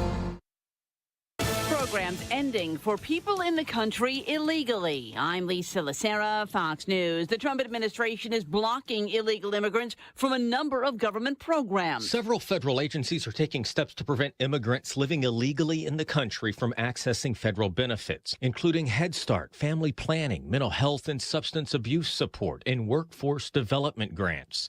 The White House says it is the biggest step in 30 years to protect taxpayer-funded benefits for American citizens and will preserve $40 billion.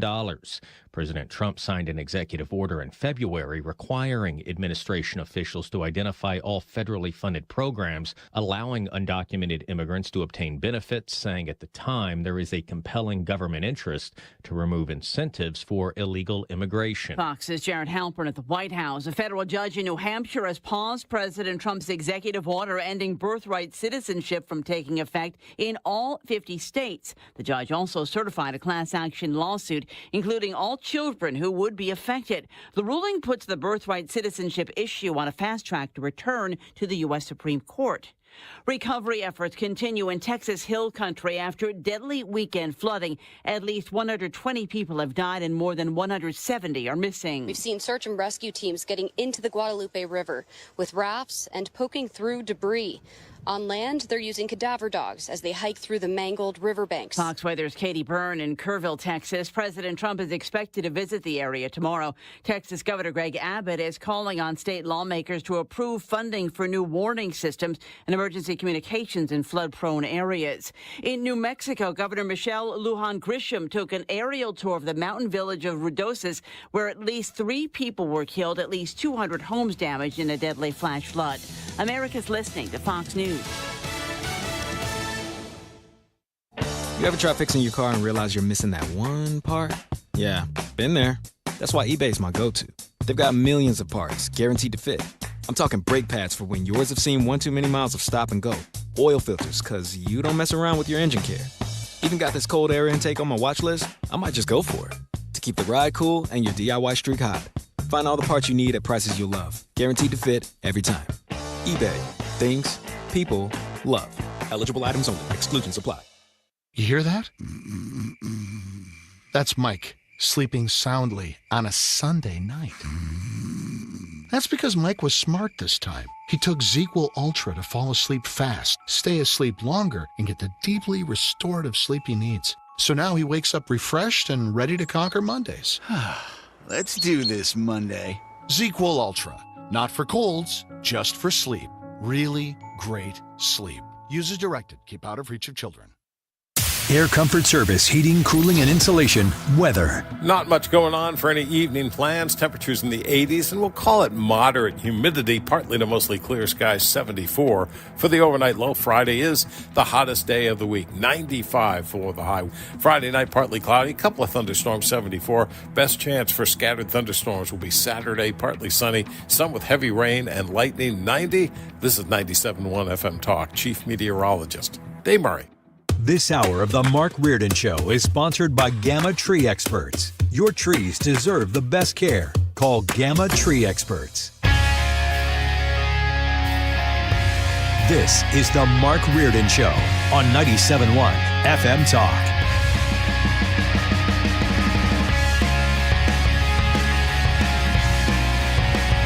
Another hour of the Mark Reardon Show. I'm Ryan Recker, filling in today. And joining us now, contributor, someone you hear on the show quite frequently. I know the roundtable's coming up tomorrow, but we get a little bit with Jane Dueker now. Hello, Jane. Hey, Ryan, how are you? Good. I'm glad that you can join us here because I was thinking about, okay, what's going on in St. Louis? And there's some parallels when it comes to the emergency system and the questions that people have in the tragedy in Texas. And it's just absolutely horrific. But St. Louis had its own tragedy and had its own emergency not that long ago. We had an emergency with tornadoes that came through here. And questions were, what about the system that was meant to alert people to this sort of thing? So I thought, okay, this was like right at the start of Kara Spencer's first month of being in office. She's been in she's been in office for about 3 months now. We're coming up on the 3-month anniversary, so you got 90 days in. I wanted to get your impressions. How do you think she's done so far? Well, I mean, I will congratulate her on being transparent about what happened with the sirens. There was a problem. The sirens did not go off before the tornado hit. And it arose from the whole SEMA department being at some sort of seminar, conference. I don't know why you would ever, in what circumstances you would ever not have someone stay back, especially when storms are actually predicted. So I think, I appreciated her transparency on that. I think she's done a good job on the tornado. I think she really has been responsive. And I think that, this is a devastating thing it's not going to be remedied and fixed up, anytime soon. So, it's going to be something that structurally she's going to have to deal with for a while. I do think that she does need to pivot to some of the other challenges that are facing the city. I understand that the tornado sucks up a huge amount of time, as well it should, but, you have to multitask when you're at that level. And we still need to deal with public safety. We still need to deal with the roads, the water, all the things that residents were angry about when they threw out the last administration. Do you think she's an upgrade so far from Tashara Jones? So far, yes. Yes. I don't I don't see Tashara Jones handling the tornado the way that Mayor Spencer did. I still... we're waiting for the board. I think the Board of Police Commissioners just got sworn in. So we're looking, hopefully for some changes, very soon. We still have a police department that is frighteningly understaffed. So when you have mayhem downtown on the 4th of July, I appreciate the department came out and said that they arrested a bunch of juveniles or at least picked them up and called their parents. But there was still a ton of mayhem on the streets. And the problem is we do not have enough officers to control crowds. And so, the ability of the city to host large events is still hampered by the fact that we have a woefully understaffed police department. So we have to start dealing with that. I know that during the campaign, she talked about hiring 400 officers. Well, we need to start getting to it. And, we still have federal money that hasn't been spent, that isn't out there on the streets. The streets are terrible. So, there's still, the challenges are all still there. Okay. She just got extra ones. Well, I guess since we're looking at St. Louis and some of the newly represented people, Wesley Bell as a congressman, how do you think he's doing? I think he's fine. I think he is an upgrade over Cori Bush. Because, Cori, it's just the show isn't long enough to list all the problems that we had with her. So I think Wesley is being reliably, helpful. So I think, I think he's fine. There's not much that he's able to do, being in the minority party, but he's not doing anything to hurt St. Louis. So it's clearly an upgrade. Okay. Yeah, I know we talk about problems that face St. Louis and really the region in some ways. What do you think the top issues right now that need to be addressed on local and regional levels? Without a doubt, public safety is still the number one issue. People in the city do not feel safe. I think there are large parts of St. Louis County that do not feel safe. We need transparency and crime stats. You can't address a problem that you don't know what the scope of the problem is. And I think the crime stats need to be audited, and they need to be more transparent so that we know exactly what we're dealing with. Are we dealing with drugs and gangs? Are we dealing with, juvenile? I mean, we are having a juvenile crime crisis, and we have to deal with that. So I do think that crime is the number one inhibitor of our region. People are still fleeing. I mean, this tornado could actually exacerbate the population drain out of the city of St. Louis. The problem is people aren't, when they leave the city, they're not stopping and living in St. Louis County. They're going to St. Charles or to Jefferson County or, some other Collier County. St. Louis is supposed to be the economic engine of the state. We are. And if we don't get control on population drain and the lack of economic development, we are going to be challenging the entire state. So those to me are the biggest issues right there. Public safety. I mean, this conversation goes on forever. I know there's a lot of other major cities that have the exact same issue, but particularly the youth involved. That seems to be a major trend along other major metropolitan cities too. And it doesn't help when these kids are getting weapons into their hands. And one of the big proposals, we talked about this a little bit yesterday, the idea that the parents could be held accountable if they show up with fireworks or they show up with a weapon and they use it and other people are impacted by that. Do you think what needs to be done to the parents here? Do you think there could be something in the future where maybe something's drafted where they take a little harder stance on the parents to be responsible for their kids? Well, I mean, and this is the thing. The laws are already on the books. When you endanger the welfare of a child by not supervising them, you can be held accountable. And I like the idea that they're talking about accountability. What does that accountability look like? If it's a $20 fine or a citation, I don't see much change. But if they really do start holding parents accountable, then I do think that's one prong. But as far as getting guns off the streets, I mean, that has to be a priority. So I wish that the stance they took on fireworks, that they're taking that stance on all crime. I mean, I like the hardline stance, but that needs to happen every day. If you commit a crime with a gun, you go to jail. Like, that's an on and off switch. And we don't do that. And another big problem that's going to really start challenging the system is the jail is overcrowded. They shut down the workhouse.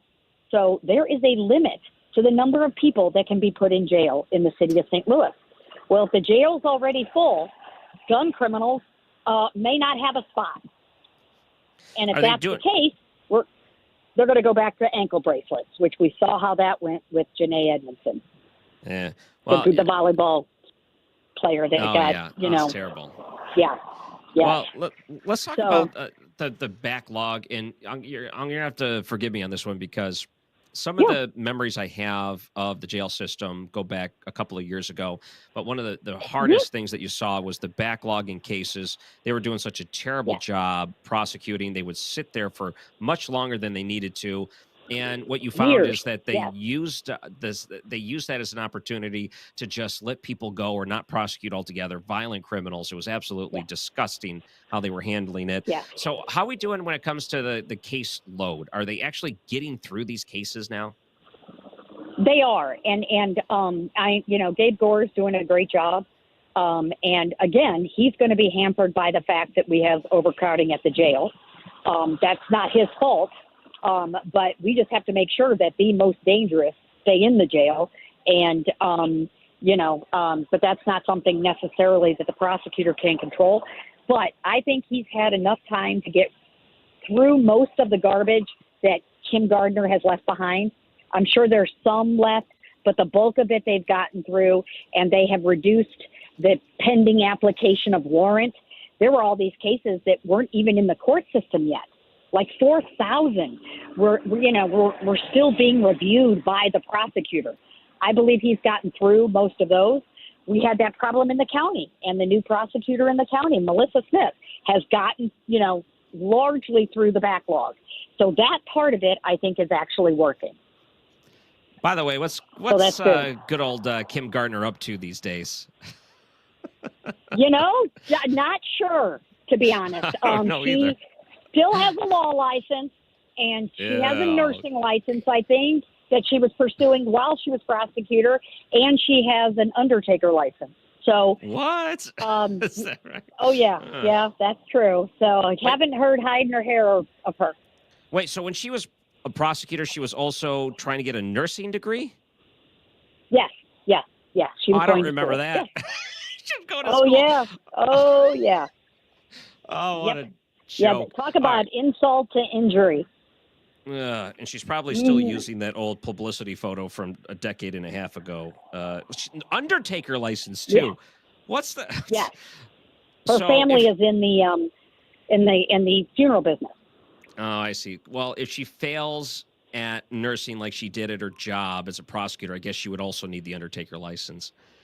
My worst nightmare. Failure. My worst nightmare would be going to the hospital and having Kim Gardner as my nurse and Sam Page as my anesthesiologist. What is that? It could happen. Nightmare. Yep.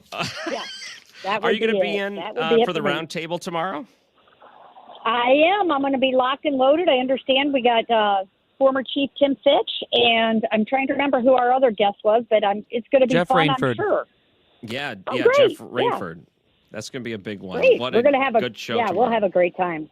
Jane It Dueker, will thanks for coming on. It's always good to hear from you. Sure. All right. See you soon. All right. I'm Ryan Recker, filling in for Mark Reardon. Did you know today would have been Tesla's birthday? Now, when you hear the name Tesla, you think about the car today, but of course, the inventor that goes back over 100 years is pretty remarkable. Some of the crazy inventions and ideas that he had. We'll talk about that with Jane Alcorn. She's with the Tesla Research Center in New York, coming up after the break on 97.1 FM Talk. Traffic from the 97.1 FM Talk Traffic Center. We have had issues on the roads this afternoon. If you are westbound on 6440, it's a slow go. Kings Highway out through McCausland. We had an accident reported eastbound near Clayton Skinker, Oakland, in that area. And there is a little bit of a delay. Nothing too terrible. Northbound 270, another accident. This one north of 64, causing a delay. Southbound traffic lines up south of Page and goes down through 44. Westbound 44, of course, slow at 270. Southbound 55 slowing at Bates. Now, 44 downtown westbound is just jammed in front of the Arch grounds. And eastbound 40 is a slow go. We had an earlier accident that made things slower near Jefferson to the Poplar. Westbound traffic on the Poplar Street Bridge is a slow go as well. Not too bad out west on 70, but 64 has some volume at Lake St. Louis Boulevard. I'm Sue Thomas, and that's traffic on 97.1 FM Talk.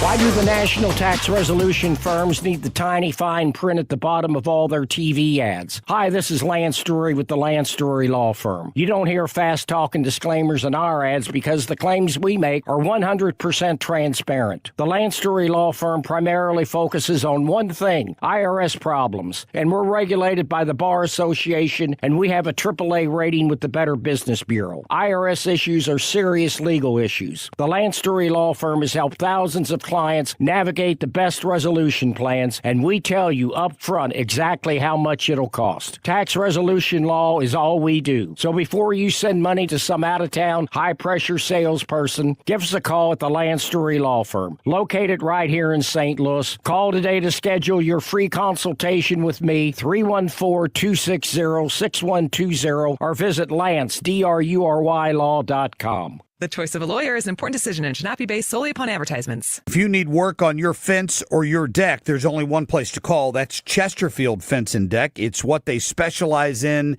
and have been since 1968. Mark Cox here. You know what? If you call right now to Chesterfield Fence and Deck, tell them you heard me talking about it. You'll get 48 months interest-free financing on that next outdoor project with my friends at Chesterfield Fence and Deck. All of their products are guaranteed with a 5-year labor warranty, a comprehensive material warranty. They offer the best exclusive warranties in the industry. You can't beat that. Better Business Bureau accredited with an A+ rating. And when you work with Chesterfield Fence and Deck, you are getting the absolute best from their professional trained installers, their crews, their trucks. They have all the latest tools. They also run their own crews, which is important. Get a hold of them today. Tell them you heard Mark Cox talk about it. Tell them you want 48 months interest-free financing. It's ChesterfieldFence.com. Have you been notified that your subsidy for Obamacare health insurance is going away? Well, you can leave now while you're still healthy and qualify for much better individual plans. Greg Hammonds at GregHammonds.com has been helping people get affordable health insurance with great coverage for over 35 years. Greg offers private health insurance plans that are not on the ACA marketplace. You can pick your doctors. For most claims, you won't even pay a deductible, and they're 30 to 60% lower cost than Obamacare. One more thing, there's no tax penalty at the end of the year. Greg even has plans that are guaranteed acceptance. If you pay for your own health insurance, you're uninsured, you're on COBRA, or your employer coverage is just too expensive, call Greg at 314-794-7784. That's 314-794-7784. Or go to GregHammonds.com. That's GregHammonds.com. He can custom design a plan by you, not the government. Hey, it's Mark Reardon. If you're nearing retirement or already retired, call my friends Thomas Helbig and Bob Kershaw with the Retirement Advisory Group. They'll show you how linking to the market is much safer than owning the market for your retirement savings. They're the official financial advisors of my show. Go to retirementkey.com.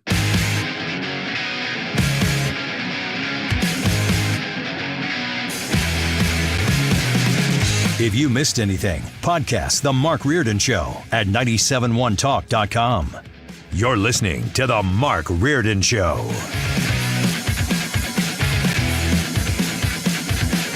And on this date, July 10th, 1856, one of the greatest minds in the history of the world, Nikola Tesla, was born. Joining us now is a member of the Tesla Research Center, I think founder, and based in New York. Jane Elkhorn, thank you so much for coming on today. Having me.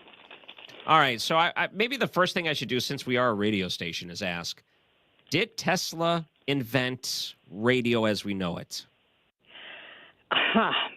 Tesla built on what other people were doing, and if you look at patents and filings and that kind of thing, you'll find that he had some of the primary early patents.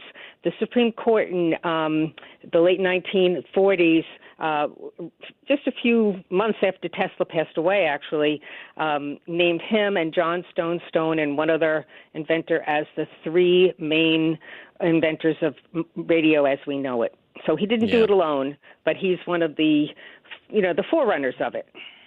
You know, there's so many different things that you read online about Tesla and some of his inventions. And it's so funny because a lot of times people will falsely credit things to him in order to push a narrative. And I wanted to bring a couple of these things up, and you can maybe tell me if there's any truth to it or not. So I heard that after Tesla passed away, the U.S. government went in and immediately started taking a lot of his notes because they wanted to learn the things he was working on. Well, we've heard some of the same stories, and there is a general belief that some papers were missing when Tesla's nephew and others went into his rooms after he was discovered to have passed. So it's a possibility. I know that people have submitted Freedom of Information Act requests to the government many times, and every once in a while something else comes out. So maybe there are other papers there, but we have no definitive proof one way or the other at this point. I can also tell you that when Tesla died, some of his work was related to what people considered a death ray. And so that his work was given to Donald Trump's uncle, who was an MIT professor, and he was asked to look through those papers to see if there was anything that was considered of security interest and concerning. And according to what I've read and what I've been told, he didn't find anything that was of any serious import. That doesn't mean that he didn't keep a few secrets. I don't know. I also saw that one of the big projects he was working on was to come out with wireless free energy. So you could transmit basically energy to power people's homes, things like that. Any truth to it? Well, he was interested very much in improving people's lives. That was one of his main motivating the impetus for a lot of his work. And he wanted to harness what he called the wheel work of nature. So as he's trying to do that, one of the things he really wanted to do was to provide energy. He wrote an article called On the Problem of Increasing Human Energy, meaning not the energy we produce as human beings, but the energy that is available to us as humans and what we need. So he was very much interested in doing that, and he also believed in helping the average person. That at the time he was working in developing his electrical systems, there was direct current available in New York City, but Tesla saw it as, and in other places too, and he saw it as something that was only going to help the wealthy, because it would require a generating station every mile or two, every few miles. You would have many generating stations, and it was expensive. So the only people who would be able to afford to do that would be the wealthy people. His idea was to be able to disseminate electricity throughout the country, throughout the world, and make it efficient so that the average person could afford to have it.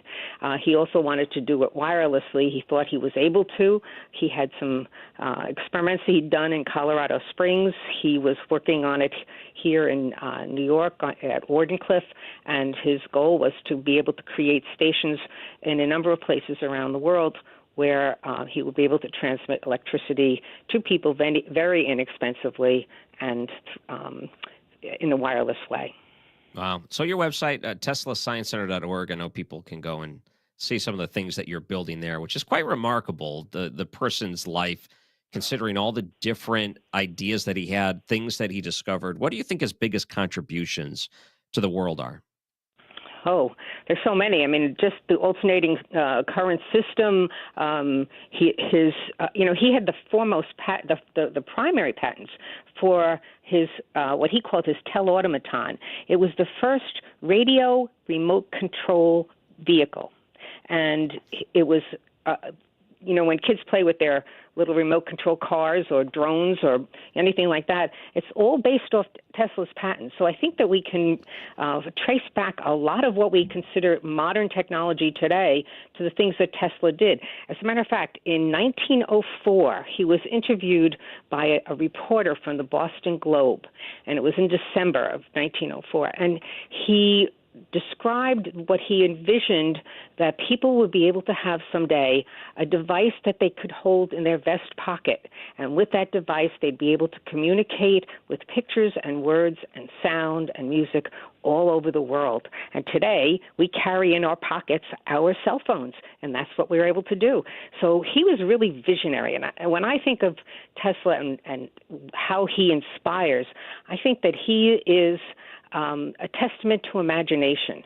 So, I could go through a lot of I could name quite a few of his inventions, but I think that the most important thing he gave us is to really inspire us to use our imaginations and think about things that maybe we couldn't imagine just a few years ago. But let's be creative. Let's be imaginative like he was and try to work out the problems of the world using the skills and the brains that we all share. All right, one last thing I saw, and of course, when you watch one YouTube video, they show you a million others that are related, right, and you never know what's true or not. There's a couple of things they said Tesla was working on. One was ways to speak to the dead, and the other was time travel. Any truth to that? Well, I don't really know if he was. I know he was working on something about trying to record people's dreams. Oh, so okay. I don't know about talking to the dead, but I know he thought there might be a way of us tapping into brainwaves and recording dreams, and he had hoped to be able to do that. I don't know how far he proceeded with that, and obviously we're not really doing that. Although we do certainly see activity in brains, and we can look at that through electrical means and scans and so on. But I don't know anything about those other two. Well, he's a creative guy. He may have tried to, consider if there was anything to do with that. But you see those YouTube videos and you're like, okay. But you're always wondering. Down the rabbit hole. I know, no kidding. Founder of the Tesla Research Center in New York, Jane Alcorn. If people wanted to look you up online, where can they go? It's actually Tesla Science Center at Wardenclyffe, and that's where they should go, Tesla Science Center at wardenclyffe.org. And we would be delighted to have anybody contact us. You can contact me at jascorn@teslasciencecenter.org, and I'll be happy to hear from your listeners. What a awesome individual and a fantastic center to preserve the legacy of one of the greatest minds ever, Nikola Tesla. Thank you so much for joining us today. We appreciate it. Oh, thank you for having me. And if anyone's in the Long Island area this weekend, we're having a big birthday party for Nikola Tesla on the grounds of Wardenclyffe. It's a really super opportunity, and we'll have some wonderful drone show, built off Tesla's work. So fantastic. People will come. I think, you know what? I know we're a little bit far away from Long Island, but still, you never know. The reach of a show like this, it gets all over the place. There could be people streaming right now. Yeah. Thank you, Jane. We appreciate it. Thank you, and happy birthday to Nikola and to all his wonderful fans. We love you all. Joining us after the break is one of the owners of Throttlenet, is George Rosenthal, and we're going to talk to him about AI and where did this X chatbot go wrong? Wow, how could something like that happen? Spewing out all that anti-Semitic stuff. So we'll talk to him about that coming up. I'm Ryan Recker, filling in 97.1 FM Talk. Traffic from the 97.1 FM Talk Traffic Center. Accident northbound 270 near Ladue Road, and they've got the left lane blocked. Traffic is a parking lot back past Manchester. We've got southbound traffic slowing in that area. Southbound 141 jams headed for 64. And westbound 64 still lining up near Kings Highway out past McCausland, slowing at Clarkson. Now we've got an accident reported eastbound 64 just before the Boone Bridge. And westbound 70 actually looks okay, slowing at Jennings Station Road, but not too much. And then it opens up. Southbound 170 jams headed for 64. Northbound is lined up headed for 70. And no delays on the Poplar Street Bridge. This report brought to you by Point with an E Pest Control. I'm Sue Thomas with traffic on 97.1 FM Talk.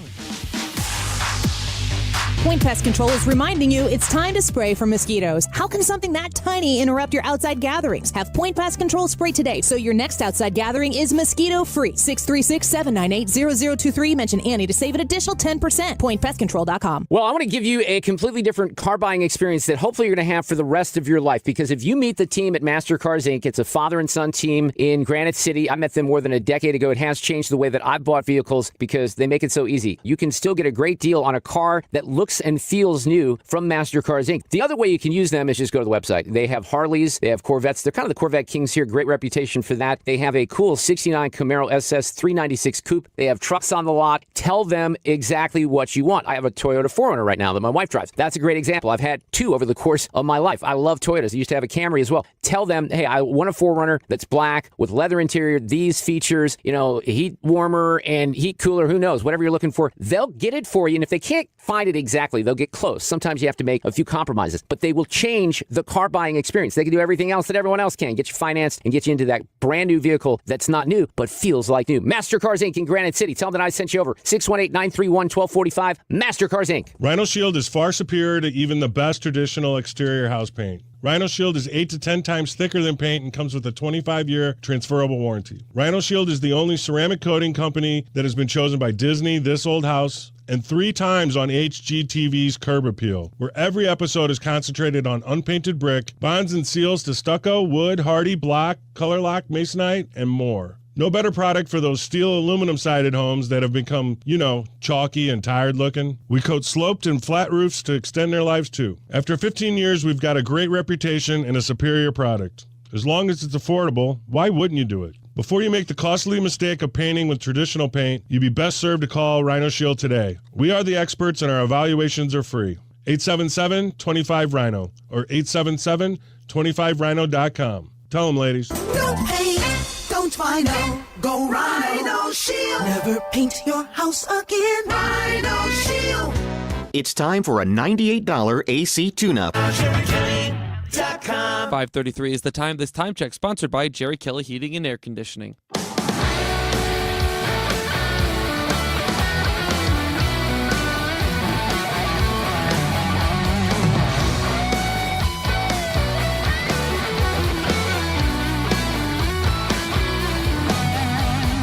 The Mark Reardon Show on 97.1 FM Talk.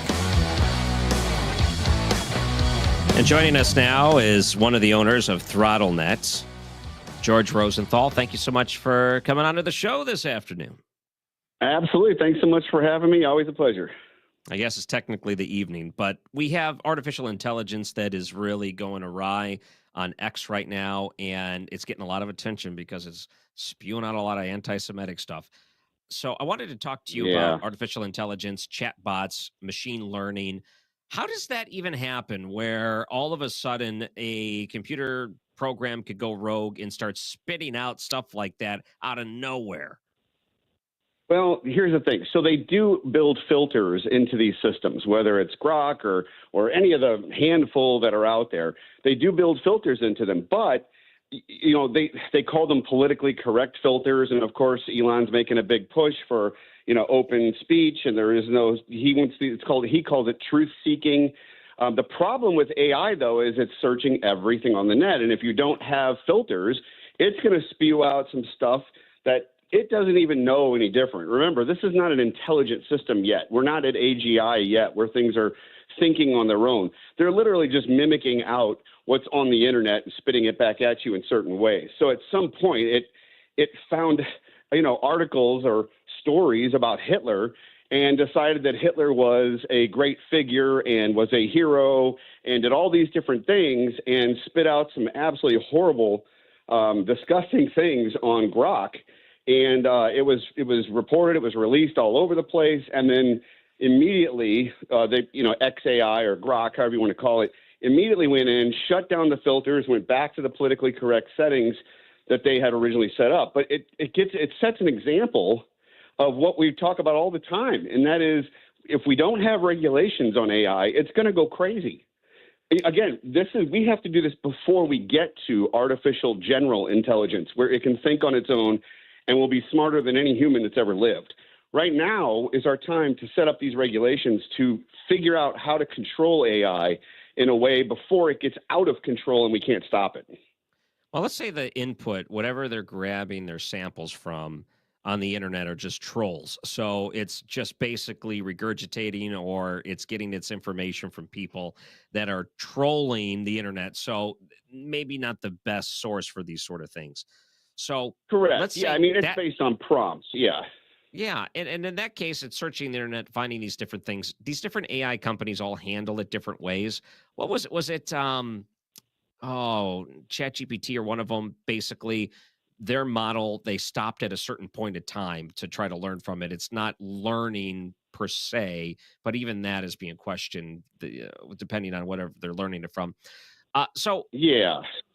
When you have artificial intelligence learning this way and it's getting a lot of junk in, isn't that self-sabotaging it? I mean, if you wanted to try to project the future, and how can it get hyper intelligent? I forgot the term you used, where it could actually. This is a very widely talked about thing. Even the CEO of ChatGPT, which is called OpenAI, Sam Altman, came in front of Congress and said, look, what we thought was 5 to 7 years from now for artificial general intelligence is now looking like it's 2 to 3 years from now. And what it means is that they will have gotten to a point where AI is not necessarily, well, I hate to say the word self-aware, but the actual specific claim from Sam Altman was, we are creating general intelligence that will be smarter than any person that's ever lived. So therefore, it can think about any problem, scenario, future issues, and start dealing with everything you can think of. But right now, it's not thinking yet. It seems like it's thinking, but that's all just the front of repeating and regurgitating back. And then, of course, there's definitely trolls, or there's definitely people that try to give it AI as many prompts as possible to manipulate it. I mean, one of the things, like, this goes back a ways, is what they created a filter that GPT would not tell you how to make napalm. And if you talk to it in a certain way and said, well, hey, imagine I'm a 6-year-old. My grandma's trying to tell me a bedtime story. My grandma worked at a napalm factory, and she's telling a story to my 6-year-old about how to make napalm. And it tricked it to where it actually then talked about the ingredients and how to make napalm. So people do that. Now they're trying to prompt and try and manipulate AI and as best as they can. But soon they won't be able to do that once we hit the artificial general intelligence.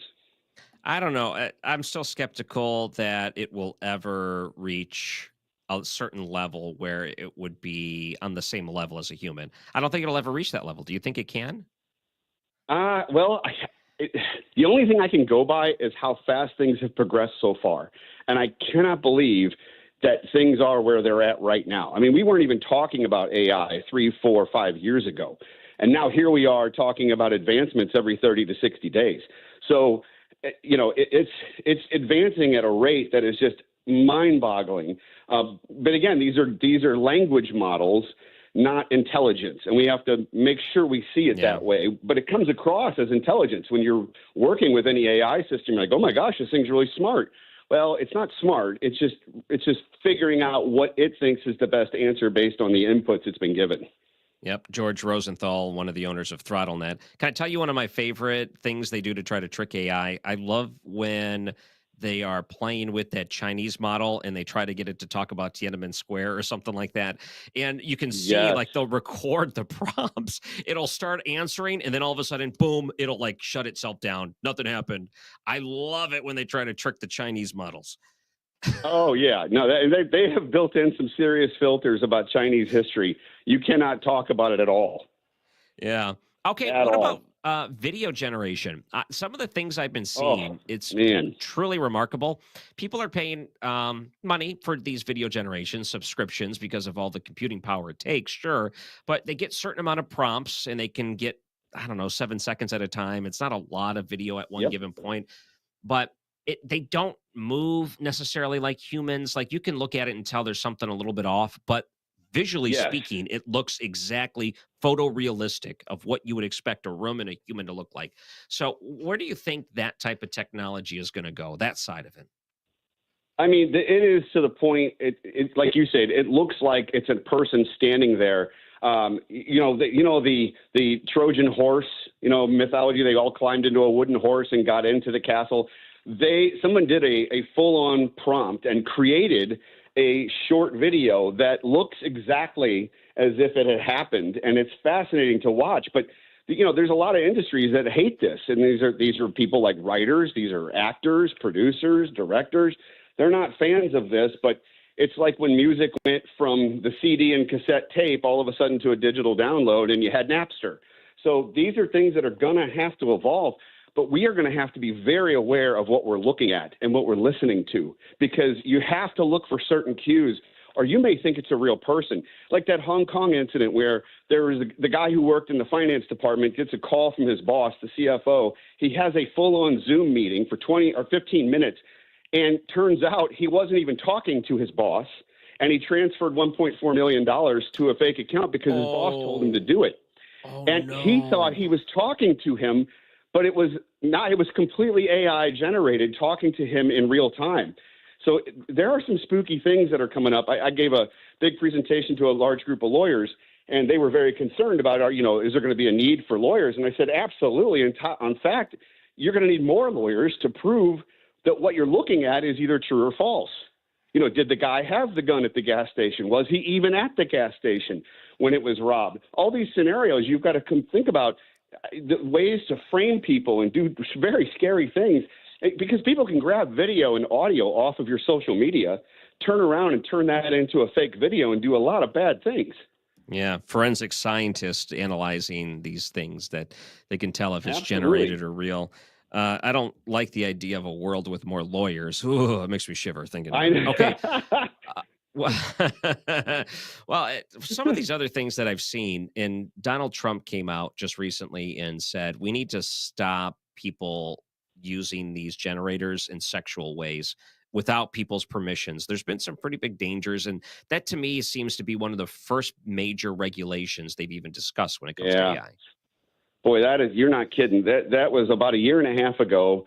These high school girls never went to the party. This is in Colorado. Never went to the party. But all of a sudden, a week later, there's video of them doing lewd acts at this party that they never went to. And it just so happens that they broke up with their boyfriends the prior week, and then they went on, grabbed all the content they had on their phones of pictures of them smiling and having a good time and vacations and whatever they had, and they fed it into AI, and AI created some video of them doing lewd acts, but they obviously were never at the party, and it never happened to them. But once that's out there, you have to try and rescue and recover your reputation. Well, these girls had to move. They couldn't stay at the high school anymore. So that's the kind of stuff that we're dealing with.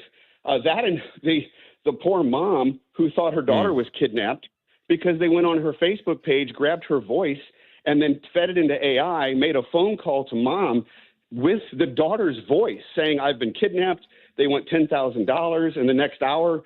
And turns out, after she called the police and all around the neighborhood, she was down the street at a friend's house. So somebody knew she was down the street at a friend's house and then called mom to offer, to get some money. But this is the kind of stuff that keeps going on and on and on. You have to be very aware of who you're talking to. And there are some things you can do. I mean, you definitely check for like monotone voice. If there's no breathing, that's not a person. Odd phrasing. You want to, basically if they're posing weird kind of questions or not phrasing things right. If anybody asks you to do anything on the phone, hang up and call the person back directly. Yeah. So if it's your boss and your boss says, hey, I need you to wire $10,000 to this account, hang up immediately, call your boss back and say, hey, was that you on the phone asking me for $10,000? Yeah. That's the world we live in now, that you can't just act on a whim based on what you're seeing or hearing. You have to back up, take a step back, and then do some verification.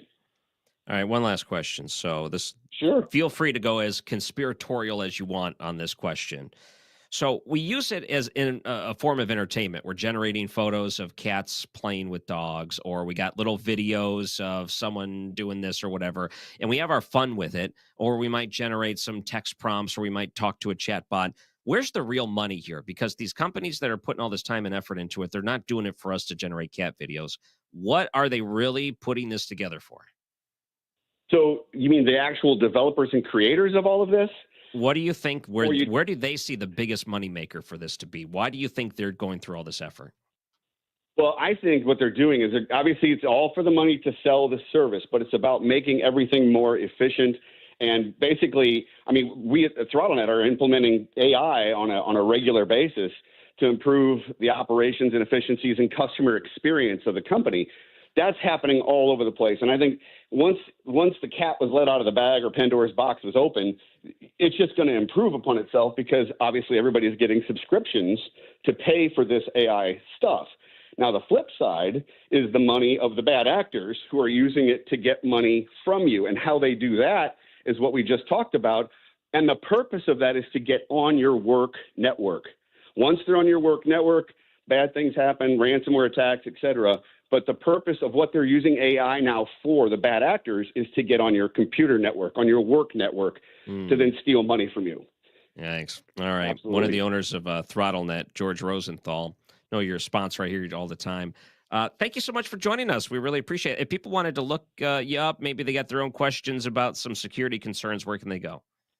Oh, sure. You want to go to throttlenet.com/971. That's throttlenet.com/971. There's a 14-minute tour of the dark web at the bottom of that page. I would highly recommend you watch it.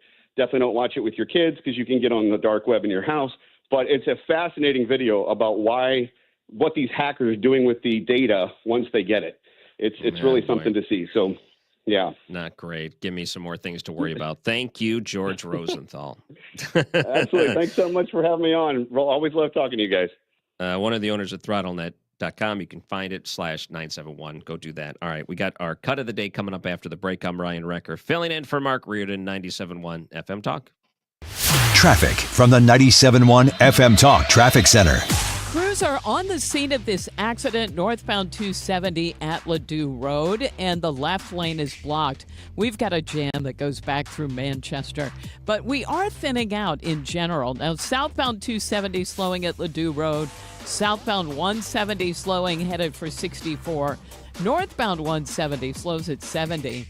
Some moderate volume Jennings Station Road, westbound 70. 64 still a slow go. Hampton through McCausland at 270, Chesterfield Valley. And 55 looks okay. There was some moderate volume at Bates, but that's it. And we look good if you're headed into Illinois. I'm Sue Thomas. That's traffic. 97.1 FM Talk.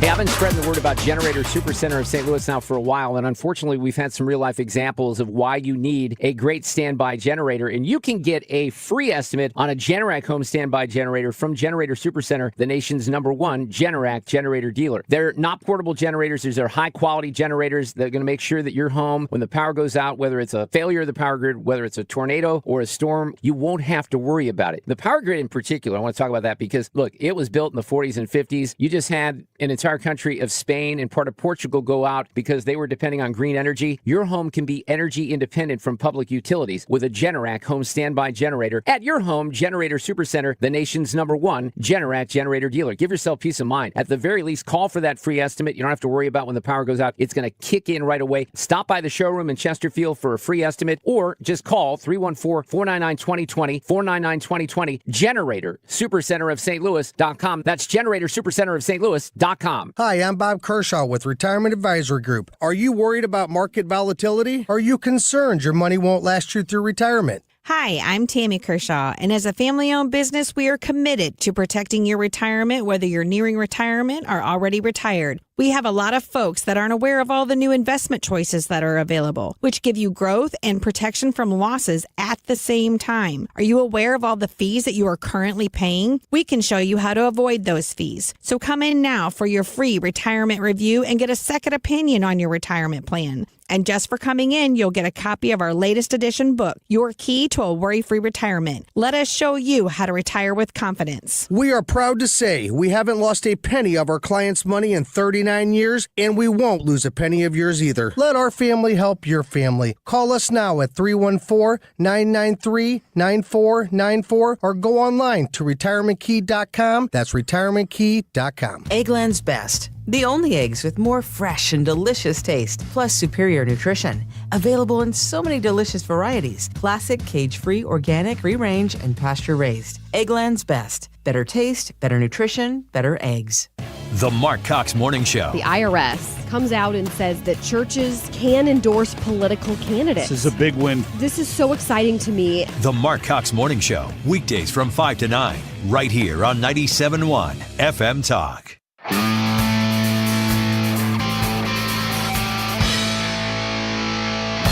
You're listening to The Mark Reardon Show. If you missed anything, podcast The Mark Reardon Show at 971talk.com.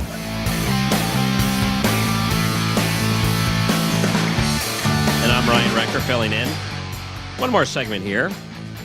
Don't forget tomorrow, the Reardon Roundtable at 3 o'clock. Jane Dueker, Jeff Rainford, Tim Fitch. That's a mighty nice stack for the Reardon Roundtable tomorrow. All right, how about before we go, we get to the cut of the day? Stand by. Playback ready. Now, the audio cut of the day. So this audio cut of the day is one we played, but it's just so absurd. I think it deserves for you to hear the insanity on CNN. If you stopped watching CNN or maybe you just stopped paying attention to them, I'm going to just give you a reminder of the type of quality commentary you get on it. This is them talking about ICE doing their job. Clip number 7.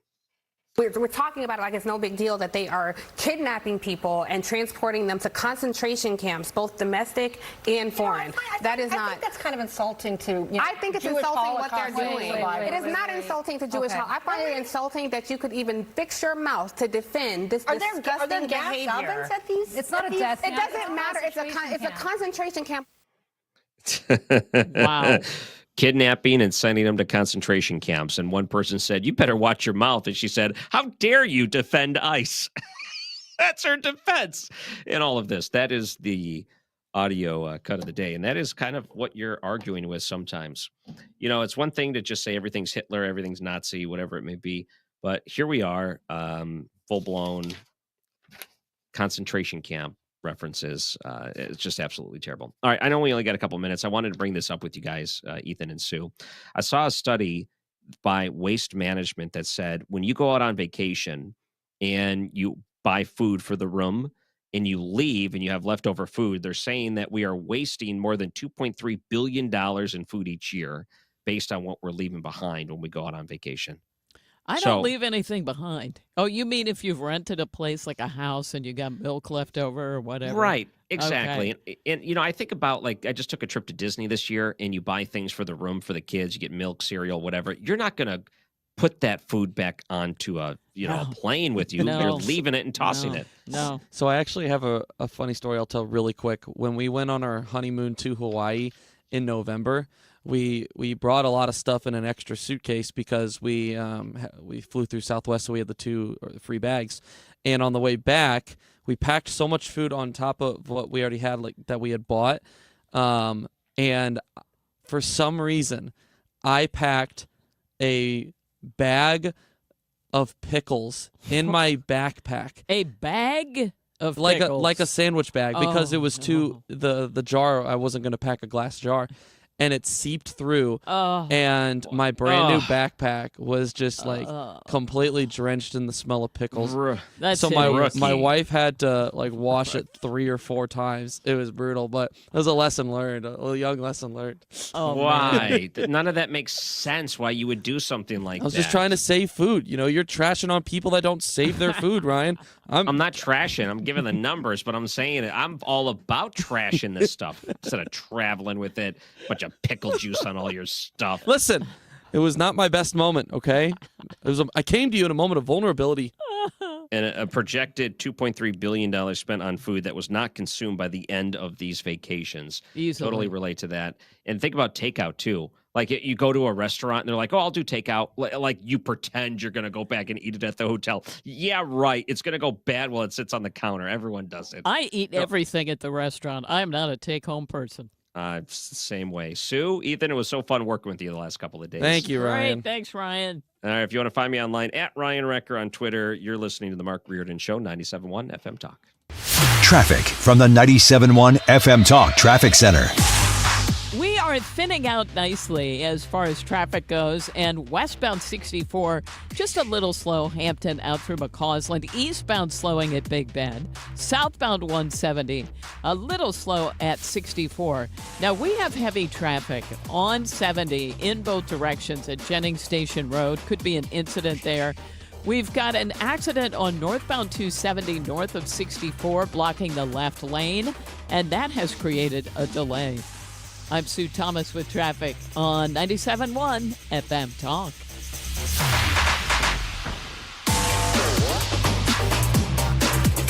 Are you nearing retirement and don't know if you have enough money saved to retire? That is scary. Do you have a written retirement financial plan in place? Well, when it comes to retirement planning, the trusted team